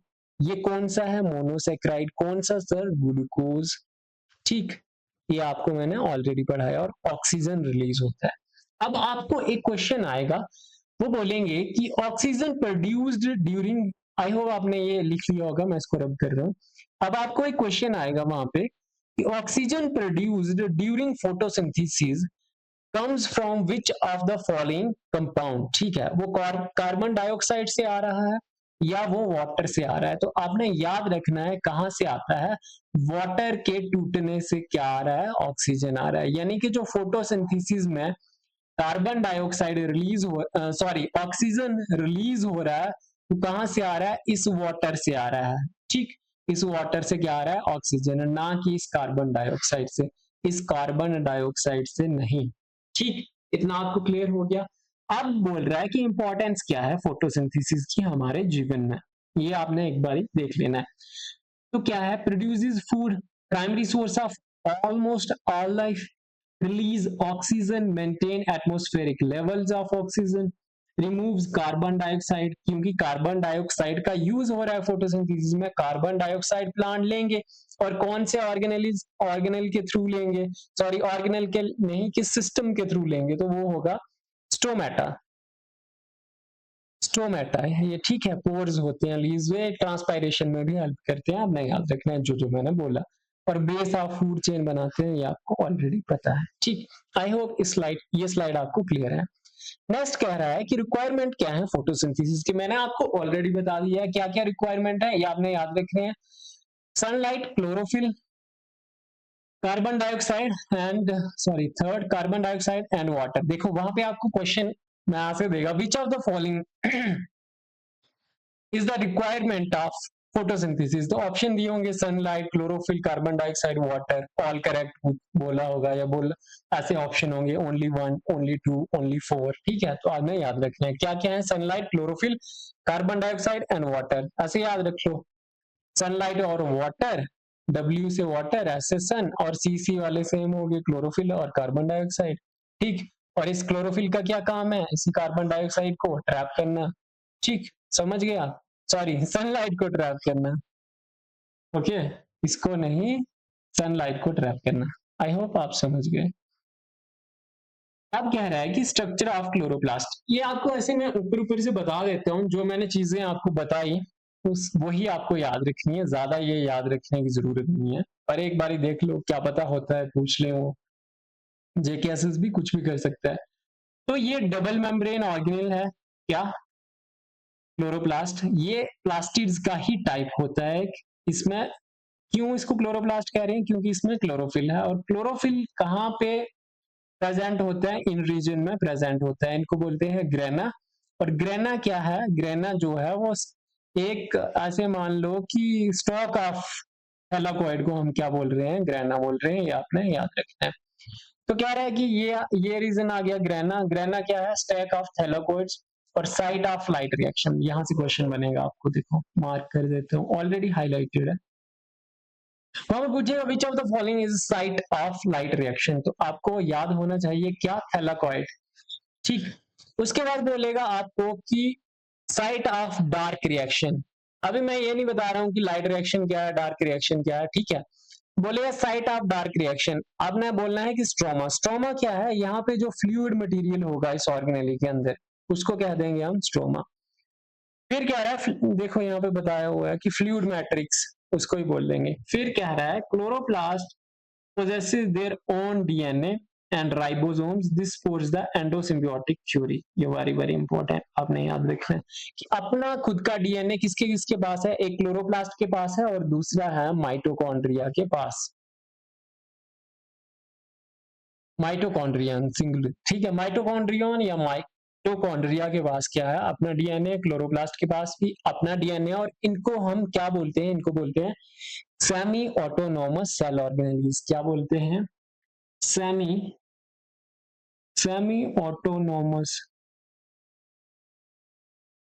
Autonomous cell organelles. I hope इतना आपको क्लियर हो गया। अब एक बार देख लीजिए कि लाइट रिएक्शन और डार्क रिएक्शन में क्या फर्क है। तो लाइट रिएक्शन कहाँ हो रही थी, ग्राना यानी कि थैलाकोइड में, और डार्क रिएक्शन स्ट्रोमा में हो रही थी। लाइट रिएक्शन को सनलाइट चाहिए और does not directly require sunlight, direct sunlight नहीं चाहिए होती डार्क रिएक्शन को। तो इसका ये मतलब नहीं है कि डार्क मतलब अंधेरे में होगी, नहीं, ऐसा भी नहीं है। Splitting of water, light reaction के टाइम पे क्या हो रहा है, एक तो पानी टूट रहा है, एटीपी का फॉर्मेशन हो रहा है, NADPH का फॉर्मेशन हो रहा है, और ऑक्सीजन रिलीज हो रही है। आप क्या याद रखना है, आपको ये दो चीजें याद रखनी है कि पानी का स्प्लिटिंग, ये बीच वाली दो छोड़ो, रुको रुको रुको रुको, हाँ, आप दो ही याद रखना। कौन कौन सी, एक स्प्लिटिंग ऑफ वाटर कहाँ हो रहा है, लाइट रिएक्शन में हो रहा है, और ऑक्सीजन का रिलीज कहाँ हो रहा है, लाइट रिएक्शन में, क्योंकि वाटर टूटेगा तो ऑक्सीजन निकलेगा। डार्क रिएक्शन में क्या हो रहा है, डार्क रिएक्शन में हो रहा है कि कार्बन डाइऑक्साइड की फिक्सेशन हो रही है, यानी कि कार्बन डाइऑक्साइड से क्या बन रहा है, ग्लूकोज का सिंथेसिस हो रहा है। आई होप आपको ये क्लियर हुआ। और ये है वाटर के टूटने की रिएक्शन, फोटोलिसिस ऑफ वाटर बोलते हैं। फोटोलिसिस क्यों बोल रहे हैं, मैंने आपको बताया था, आपको याद आ रहा है, लिसिस वाले रिएक्शन, डीकम्पोजिशन रिएक्शन पढ़ाए थे मैंने, उसमें एक था फोटोलिसिस। ठीक, वाटर टूटता है और ऑक्सीजन रिलीज हो रहा है। फोटोलिसिस इसलिए कह रहे हैं क्योंकि सनलाइट की प्रेजेंट हो रहा है। आई होप इतना क्लियर हुआ आपको, ये मैंने जल्दी जल्दी बता दिया। ये मोस्ट इंपॉर्टेंट चीज अब जो बताने जा रहा हूं मैं, फैक्टर अफेक्टिंग फोटोसिंथेसिस। क्या क्या फैक्टर हैं जो फोटोसिंथेसिस को क्या कर रहे हैं, इफेक्ट कर रहे हैं। देखो, एक्सटर्नल फैक्टर और इंटरनल फैक्टर है। एक्सटर्नल फैक्टर में क्या है कि कितनी ज्यादा लाइट है, अगर ज्यादा लाइट होगी तो उससे क्या होगा, एक टाइम तक आपका फोटोसिंथेसिस इंक्रीज करेगा और उसके बाद क्या हो जाएगा, स्टेबल हो जाएगा, जैसा कि यहाँ पे बताया हुआ है। ठीक, फिर क्या है, कार्बन डाइऑक्साइड का कंसंट्रेशन। जितना ज्यादा कार्बन डाइऑक्साइड का कंसंट्रेशन बढ़ाते जाओगे उतना ही ज्यादा फोटोसिंथेसिस का क्या, रेट ऑफ फोटोसिंथेसिस इंक्रीज होगा, पर एक पॉइंट के बाद जाके सैचुरेशन आ जाएगी, जैसा कि लाइट के केस में था, और फ्लैट हो जाएगा कर्व आपका। मतलब उसके बाद आप जितनी भी कार्बन डाइऑक्साइड की कंसंट्रेशन बढ़ा लो, ठीक है, उसका फोटोसिंथेसिस का रेट नहीं बढ़ेगा, उतना ही रहेगा, स्टेबल हो जाएगा। टेम्परेचर, टेम्परेचर कितना चाहिए होता है, ऑप्टिमम 20 से 35 डिग्री सेल्सियस। ठीक, ज्यादा टेम्परेचर एक्सट्रीम हो जाएगा तो क्लोरोप्लास्ट डीजनरेट करने लग जाएंगे, उसकी वजह से फोटोसिंथेसिस जो है हमारी कम होना स्टार्ट हो जाएगी, और पानी कितना है उस पर भी डिपेंड करेगा। इंटरनल फैक्टर में क्या होता है, क्लोरोफिल कितनी है हमारे सेल में, लीफ कितना पुराना है, ठीक, और एंजाइम हमारे कैसे काम कर रहे हैं। तो यानी कि फोटोसिंथेसिस में आपने क्या क्या देखा, करो आंखें बंद, मैं आपको रिकॉल कराता हूँ। आपने देखा कि फोटोसिंथेसिस वो प्रोसेस है जिसमें लाइट का यूज करके ऑटोट्रॉप क्या बनाते हैं, अपना फूड बनाते हैं। उसमें क्या हो रहा है, कार्बन डाइऑक्साइड से ग्लूकोज बन रहा है और पानी टूट के हमें क्या दे रहा है, ऑक्सीजन दे रहा है। फिर उसके बाद आपने देखा कि फोटोसिंथेसिस जो है उसके लिए चार चीजें, उसके चार रिक्वायरमेंट है, क्या क्या, क्लोरोफिल, कार्बन डाइऑक्साइड, सनलाइट और वाटर उसको चाहिए ही चाहिए। उसके बाद आपने देखा क्या, आपने देखा कौन सा सेल ऑर्गेनेल है जहां पे क्या हो रहा है, फोटोसिंथेसिस हो रहा है, तो कौन सा, क्लोरोप्लास्ट। क्लोरोप्लास्ट क्यों कहते हैं उसको, क्योंकि उसमें क्या है, क्लोरोफिल है। फिर आपने देखा कि उस क्लोरोप्लास्ट के पास अपना खुद का डीएनए है और उसमें एक स्ट्रक्चर है जिसको हम बोलते हैं ग्रेना थैलाकॉइड। ठीक है, उन थैलाकॉइड में लाइट रिएक्शन हो रही है और स्ट्रोमा जो फ्लूइड मटेरियल है उसमें उसमें डार्क रिएक्शन हो रही है। फिर आपने कहा कि डार्क रिएक्शन के टाइम पे क्या हो रहा है, कार्बन डाइऑक्साइड का फिक्सेशन हो रहा है। आपको ऐसे भी आ सकता है कि dark reaction is also called as carbon dioxide fixation reaction. ठीक है, तो कार्बन डाइऑक्साइड का क्या हो रहा है, फिक्सेशन हो रहा है और कार्बोहाइड्रेट की फॉर्मेशन हो रही है डार्क रिएक्शन में। पर ये हमेशा ऐसा नहीं है कि डार्क रिएक्शन डार्क में ही, अंधेरे में ही होती हो। लाइट रिएक्शन में क्या हो रहा है, लाइट रिएक्शन में डायरेक्ट सनलाइट का यूज हो रहा है और वाटर टूट रहा है, और वाटर टूट के क्या बन रहा है, ऑक्सीजन रिलीज हो रहा है, इतना आपने देखा। उसके बाद आपने क्या देखा कि फोटोसिंथेसिस को कौन से फैक्टर इफेक्ट कर रहे हैं, तो दो तरह के, एक एक्सटर्नल फैक्टर है और इंटरनल फैक्टर है। एक्सटर्नल में आपने देखा लाइट, कार्बन डाइऑक्साइड, टेम्परेचर और वाटर कैसा है, और इंटरनल में आपने देखा कि क्लोरोफिल का कंटेंट कितना है, लीफ की एज कितनी है और एंजाइम एक्टिविटी कैसी हो रही है। ठीक, आई होप इतना क्लियर हुआ आपको। Photo sorry autotrophic nutrition clear हो गया। उसमें आपने एक ऑटोट्रॉपिक न्यूट्रिशन में देखा फोटो ऑटोट्रॉप्स, और कौन से देखा, कीमोसिंथेटिक बैक्टीरिया देखे। उसमें क्या था, नाइट्रोसोमोनास था, नाइट्रोबैक्टर था और सल्फर बैक्टीरिया था। इतना आपको क्लियर हो गया। अब आते हैं heterotrophic nutrition. Heterotrophic nutrition, heterotrophic organism वो ऑर्गेनिज्म होते हैं जो ऑटोट्रॉप्स पर डिपेंड करते हैं।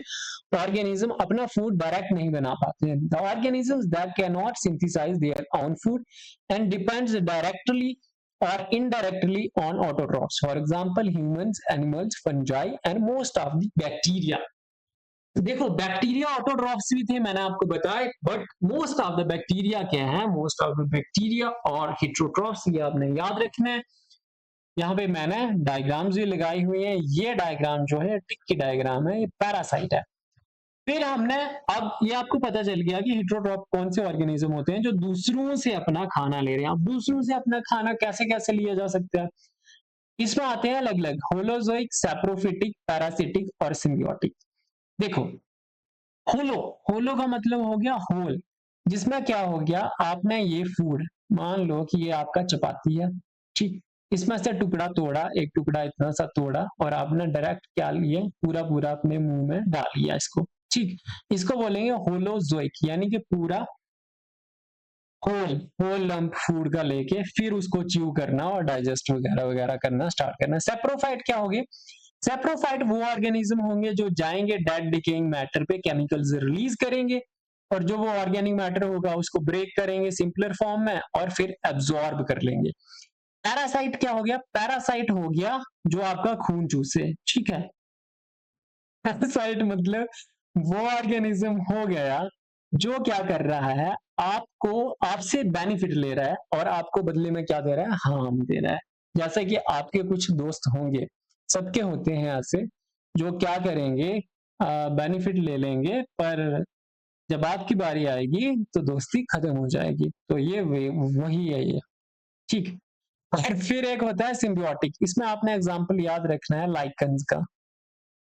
लाइकन्स, माइकोराइजा, मैंने आगे ऐड करे हुए हैं, एग्जांपल आ जाएंगे। ठीक, सिम्बियोटिक का मतलब ये हुआ कि पक्की वाली दोस्ती, जहां पे दो ऑर्गेनिज्म क्या कर रहे हैं, साथ में रह रहे हैं और बोथ आर बेनिफिटेड, दोनों को क्या मिल रहा है, बेनिफिट मिल रहा है, उसको क्या देंगे हम, सिम्बियोटिक मोड ऑफ न्यूट्रिशन।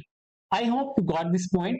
तो क्या था, हेटेरोट्रॉपिक वो ऑर्गेनिज्म थे जो अपना फूड खुद नहीं बना सकते हैं। ठीक, उसके बाद हेटेरोट्रॉप्स की हमने टाइप देखी, होलोजोइक, सैप्रोफाइट, पैरासाइट और सिम्बियोटिक। चलिए नेक्स्ट स्लाइड। फिर क्या है कि होलोजोइक मोड ऑफ न्यूट्रिशन क्या है, होलोजोइक ऑर्गेनिज्म कौन से हैं, वो ऑर्गेनिज्म जो अपने फूड को डायरेक्ट क्या कर रहे हैं, इंजेस्ट कर रहे हैं, यानी कि अंदर ले रहे हैं। ठीक है, taking of food into body. क्या किया आपने, ठीक, जो नॉन वेजिटेरियन है उन्होंने क्या किया, सीधा एक मांस का पीस उठाया और सबसे पहले अपने मुंह में रखा उसको, यानी कि इंजेक्शन हुआ। इंजेक्शन के बाद नेक्स्ट स्टेप क्या होता है, इंजेक्शन का मतलब हो गया कि टेकिंग फूड इनटू बॉडी, यानी अपने मुंह में खाना डालना, उसको हम कहेंगे इंजेक्शन। ठीक है, इंजेक्शन के बाद क्या आता है, डाइजेशन, यानी कि फूड का ब्रेक डाउन स्टार्ट हो जाना सिंपलर फॉर्म में। ठीक, अब आपको क्वेश्चन आएगा कि हमारे फूड की डाइजेशन जो है वो कहाँ स्टार्ट होती है। आपने याद रखना है, वो हमारे डाइजेशन कहाँ स्टार्ट हो जाती है, माउथ में ही स्टार्ट हो जाती है, स्टार्ट इन माउथ, माउथ में ही हमारे शुरू हो जाती है डाइजेशन। डाइजेशन के बाद जब आपका फूड एकदम सिंपलर फॉर्म में ब्रेक हो गया, मान लो कि पहले ऐसा फूड आपने इनटेक करा, अब वो छोटे छोटे पीसेस में ब्रेक हो गया, इसको कहेंगे क्या, डाइजेशन। अब डाइजेशन के बाद क्या होता है, हमारे स्मॉल इंटेस्टाइन में जाके इसकी एब्जॉर्प्शन, हमारे देखो, हमारे स्मॉल इंटेस्टाइन में ऐसे फिंगर लाइक प्रोजेक्शन होते हैं जिनको हम बोलते हैं विलाई। क्या बोलते हैं, विलाई बोलते हैं। ये विलाई क्या करेंगे, इन फूड पार्टिकल्स को ये यहाँ पे आएंगे और इनमें से जो न्यूट्रिएंट्स हमारी बॉडी को चाहिए वो यहाँ से हमारे ब्लड में जाना स्टार्ट हो जाएंगे, एब्जॉर्ब होना स्टार्ट हो जाएंगे।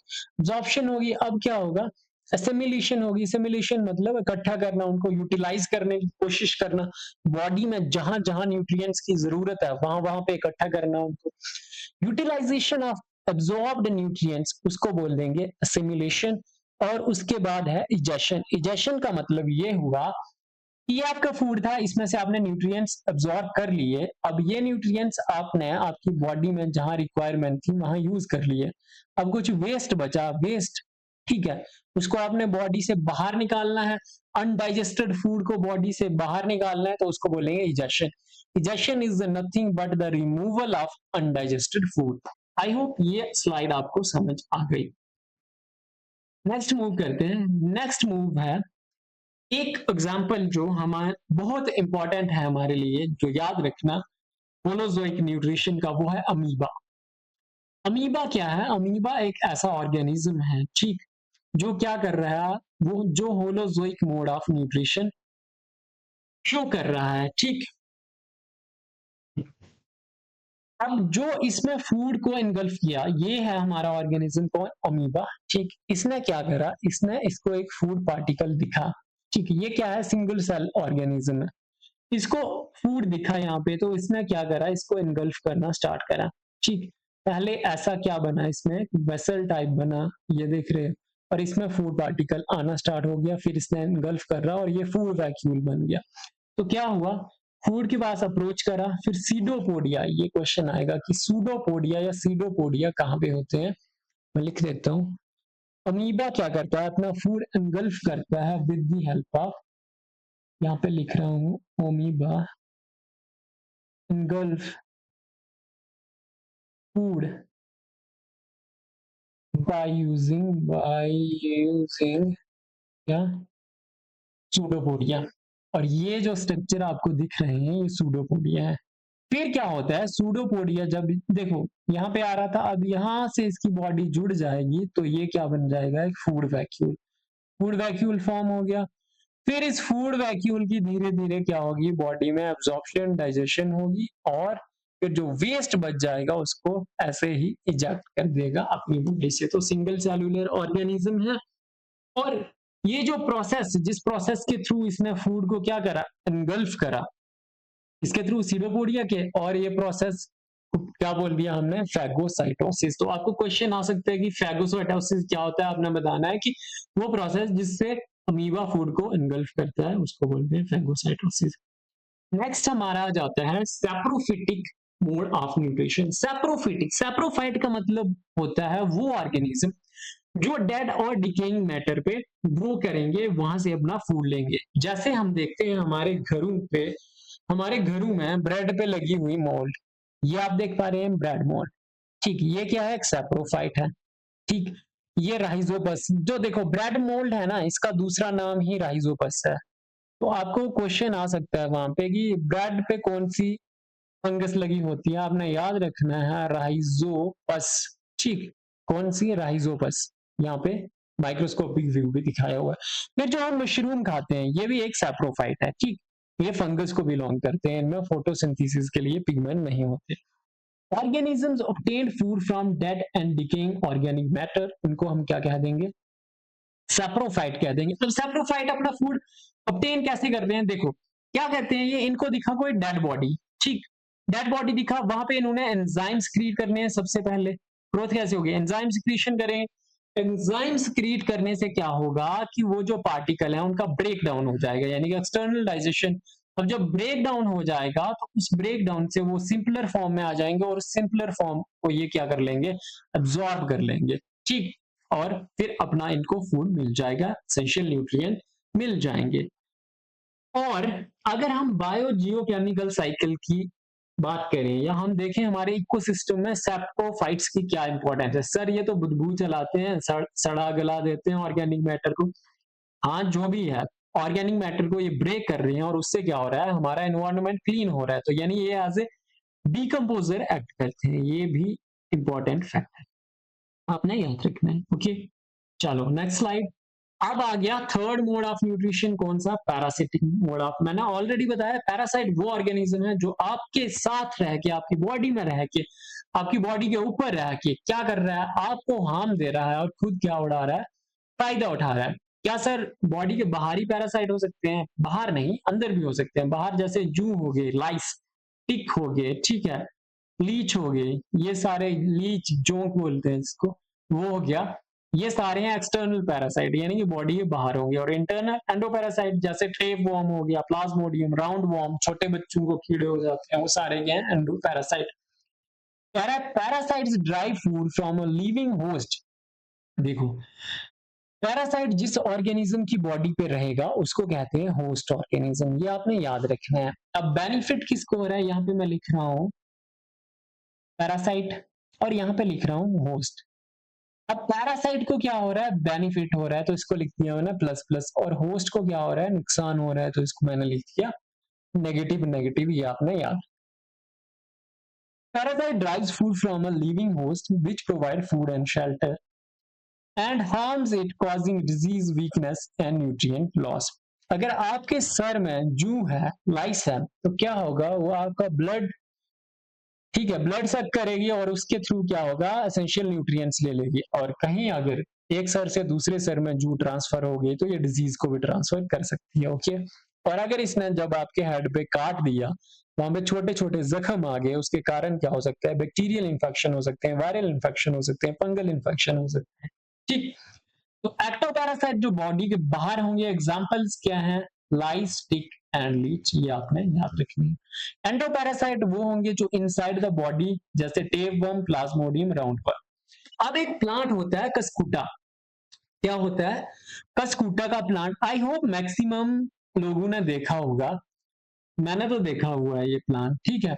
ये प्लांट क्या करता है, ये दूसरे प्लांट से न्यूट्रिएंट्स एब्जॉर्ब करता है, और बदले में उनको सुखा देता है, उनको हार्म करता है। कह रहा है कसकुटा, जिसको हम डोडर बोलते हैं, yellow thread like plant that lakhs chlorophyll, इसके पास क्लोरोफिल नहीं होता है, and obtain food entirely from the host plant से ही ये अपना सारा फूड लेता है। आई होप ये स्लाइड भी आपको क्लियर है। नेक्स्ट हमारा लास्ट जो था वो था symbiotic mode of nutrition. Symbiotic mode of nutrition में मैंने आपको बताया कि दो दोस्त साथ में रहते हैं और दोनों को बेनिफिट हो रहा है। Two different organisms live together and both got benefit crucial for nutrition cycling and ecosystem stability. Ecosystem की stability के लिए भी ये important है और न्यूट्रिशन साइक्लिंग के लिए भी इंपॉर्टेंट है। एग्जाम्पल क्या हो गया, लाइकन्स हो गए, राइजोबियम। राइजोबियम एक बैक्टीरिया होता है जो नाइट्रोजन फिक्सेशन में हेल्प करता है। कहाँ होता है ये? Root nodules of leguminous plants. Leguminous plant कौन से हो गए? जैसे राजमा, ठीक है, बीन्स हो गए, पीनट्स वगैरह वगैरह, मतलब ओएसी, सॉरी, जितने भी लेग्यूम्स है हमारे, ठीक, वो सारे किस में आ जाएंगे? दालें वगैरह, उनमें क्या होता है? ये देख रहे हो रूट पे नोड्यूल बने हुए हैं, ठीक। उन नोड्यूल्स में क्या होता है? नोड्यूल में रहता है राइजोबियम बैक्टीरिया। अब इन प्लांट्स को क्या चाहिए? लेग्यूम्स को, इनको चाहिए नाइट्रोजन। अब बैक्टीरिया क्या कर रहा है? बैक्टीरिया कर रहा है नाइट्रोजन को फिक्स। अब प्लांट को बैक्टीरिया की वजह से मिल जा रही है नाइट्रोजन, तो बैक्टीरिया को क्या मिल रहा है? बैक्टीरिया को रहने को जगह मिल रही है, शेल्टर मिल रहा है। समझ गए? आई होप आपको ये चीज समझ आ गई। शेल्टर मिल रहा है, फूड भी मिल रहा है। और लाइकन में क्या होता है? लाइकन में एक होता है एल्गी और एक होता है फंगस। जो एल्गी कंपोनेंट होता है इसको बोलते हैं फाइकोबियोन्ट, और इसको जो फंगस कंपोनेंट होता है इसको बोलते हैं माइकोबियोन्ट। भाई ये आपको पूछा जा सकता है कि फाइकोबियोन्ट किसके रिलेटेड है। ऐसे दिया होगा कि phycobiont relates to which of the following. Example आगे ऑप्शन में दिया होगा लाइकन्स, राइजोबियम, माइकोराइजे, वहां पे फिर आप कंफ्यूज हो जाएंगे। तो आपने याद रखना है कि लाइकन क्या है? एसोसिएशन है एल्गी और फंजाई की, ठीक। और ये क्या करते हैं? साथ में मिलकर लाइकन्स बनाते हैं। आपने एक चीज और याद रखनी है, लाइकन क्या है? पॉल्यूशन, पॉल्यूशन इंडिकेटर भी है। और इसके अलावा ये किसके लिए यूज होते हैं? डाई बनाने के लिए भी यूज होते हैं।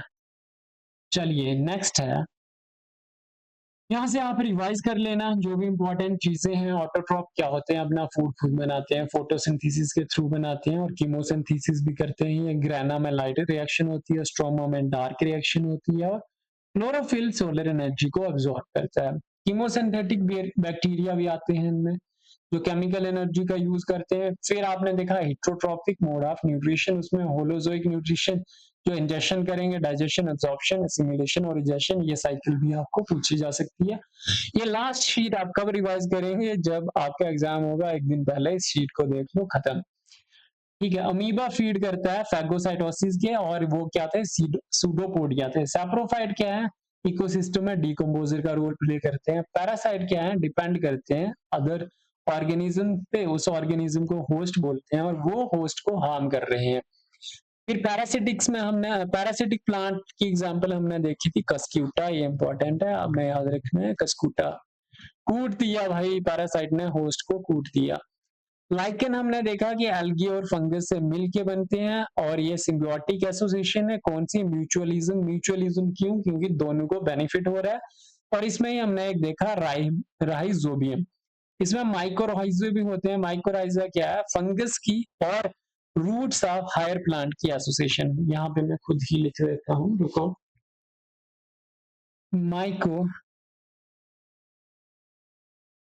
माइकोराइजा क्या है? Association, association of roots of higher plants and fungi, ये आपने याद रखना है। और एक आपके लिए होमवर्क है, अगर आपने सच में ये वीडियो सारी देखी होगी तो आप बताओगे कि साइकस जो प्लांट है, ठीक है, इसके साथ एसोसिएशन